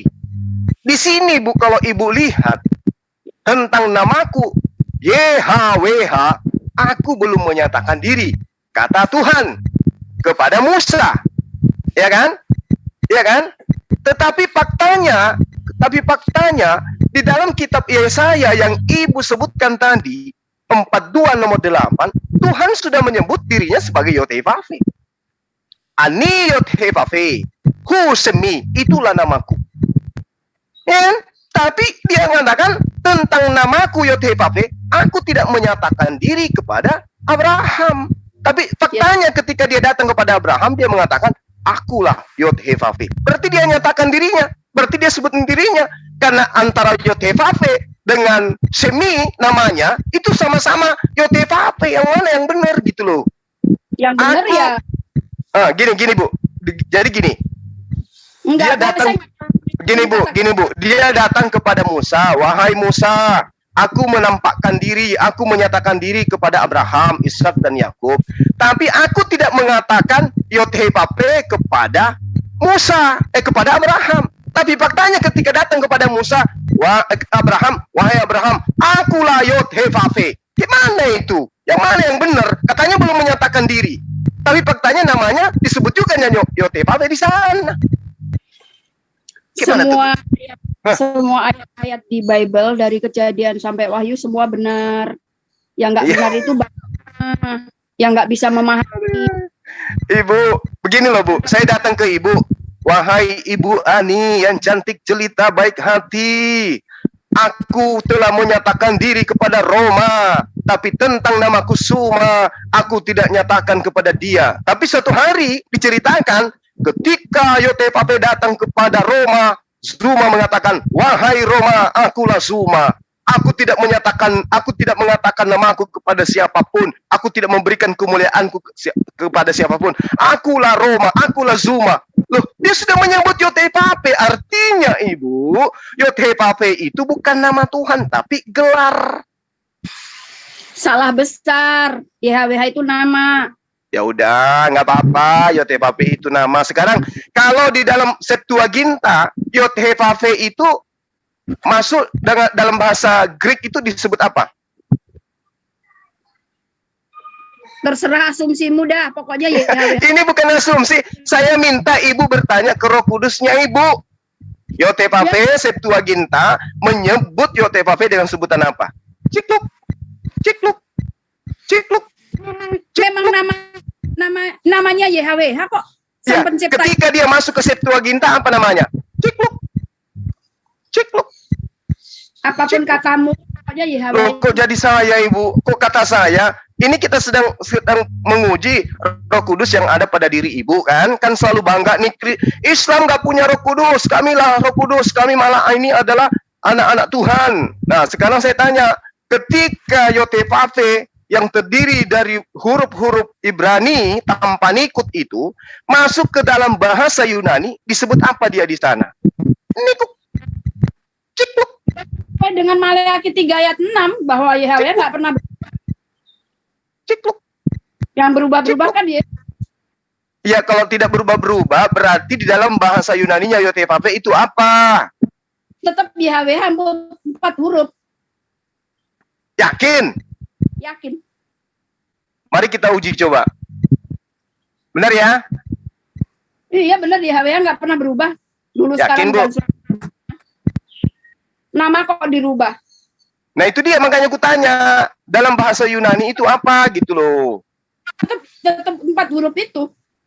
Loh, gimana ceritanya sementara yang ada di dalam bahasa Yunani berubah menjadi teos. 4 huruf sih memang, T-E-O-S, teos. Gimana itu, Bu? Kicluk. Kicluk.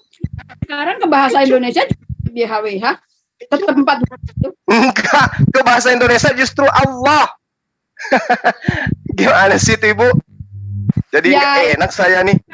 tuannya Bang Juma kan begitu. Loh, itu kan tadi Ibu mengatakan terjemahan Bible ke dalam bahasa Indonesia, nggak ada tuh di situ 4 huruf. Yang ada adalah Allah. Kan gitu. Yang kemudian Ibu plesetkan dengan baca Allah. Allah justru larinya ke bahasa Ibrani. Alif lam mim he artinya sumpah serapah. Ya itu kan kata Bang Juma. Ya ampun. Bu Ani, mending kita nyanyi lagunya Roma deh, Bu. Ini udah mau maghrib ini, udah mau pulang kantor soalnya. Ya, Ani, Ani, Allah cinta padamu. Kapan kamu mu'alaf? Ani, Ani, hidayah depan mata. Aku menyembah YHWH. Tetapi karena kemungkaran engkau ingkari Allah. Ani, Ani, Tuhan sayang padamu, Allah cinta padamu. Jangan kau menyembah Yahweh, karena itu dewa Mesir. Ani, Aco, pergi mau mandi sore, Aco. Oke Bu Ani, kapan lagi kita dialog, Bu? Jadi saya kasih statement yang terakhir untuk Bang Boleh, Juma. boleh, silakan Bu Ani, silakan. Jadi YHWH itu nama, dan nama itu tidak akan berubah menjadi Allah. Karena kalau Bang Juma mengakui bahwa YHWH itu nama, nanti untuk keagamaan Bang Juma itu Bang Juma menyembahnya ke Allah gitu kan. Jadi ya sudah, biarin masing-masing aja. Bang Juma dengan Al-Qur'anmu, dengan Tuhanmu Allah SWT dan junjungannya Muhammad, dan biarkan aku menyembah YHWH Allah Israel dan dengan perantara Yesus Kristus. Karena Yesus Kristus memerintahkan bahwa segala bangsa supaya menjadi muridnya. Jadi kalau Bang Juma mengakui mengatakan menjadi murid Yesus tapi Islam, ya jelas itu salah kaprah. Karena Bang Juma muridnya Nabi Muhammad. Oke? Masing-masing aja ya. Ya Bu Ani. Ya Bu Ani. Ya. Makasih ya Bu Ani. Mohon maaf kalau tadi suara saya sumbang menyanyikan sebuah lagu, mohon maaf, itu candaan Ani aja. sudah. Apa itu, anggap aja intermezzo, iklan. iklan. Apa Ibu? Saya iklan Bu, saya iklan. Oke, teman-teman juga makasih ya. Carol, Bang Carol, thank you. Ya, sama-sama semuanya. Ya, sebentar malam kita jumpa lagi nih, soalnya saya siap-siap mau balik ke rumah juga ya. Salam tauhid, salam satu Tuhan. Assalamualaikum warahmatullahi wabarakatuh. Wani bisa lanjut atau belum ada kesimpulan di luar? Silakan yang lain. Bang Farel, aku mau mandi. Takut lagi ya. Udah cukup. Ya putus-putus lagi Bu Ani.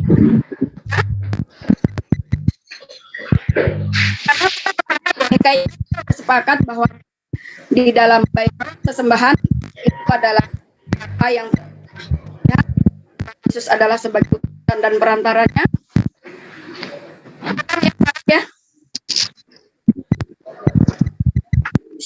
Bang, saya juga mau ya. Ya, tersisa siapa kak ini? Ada Pak Fi. Saya pamit. Yang Ya, terima kasih ya Bu Ani. Terima kasih. yang disampaikan dengan Maaf Bu Ani, tidak bisa membantu menjawab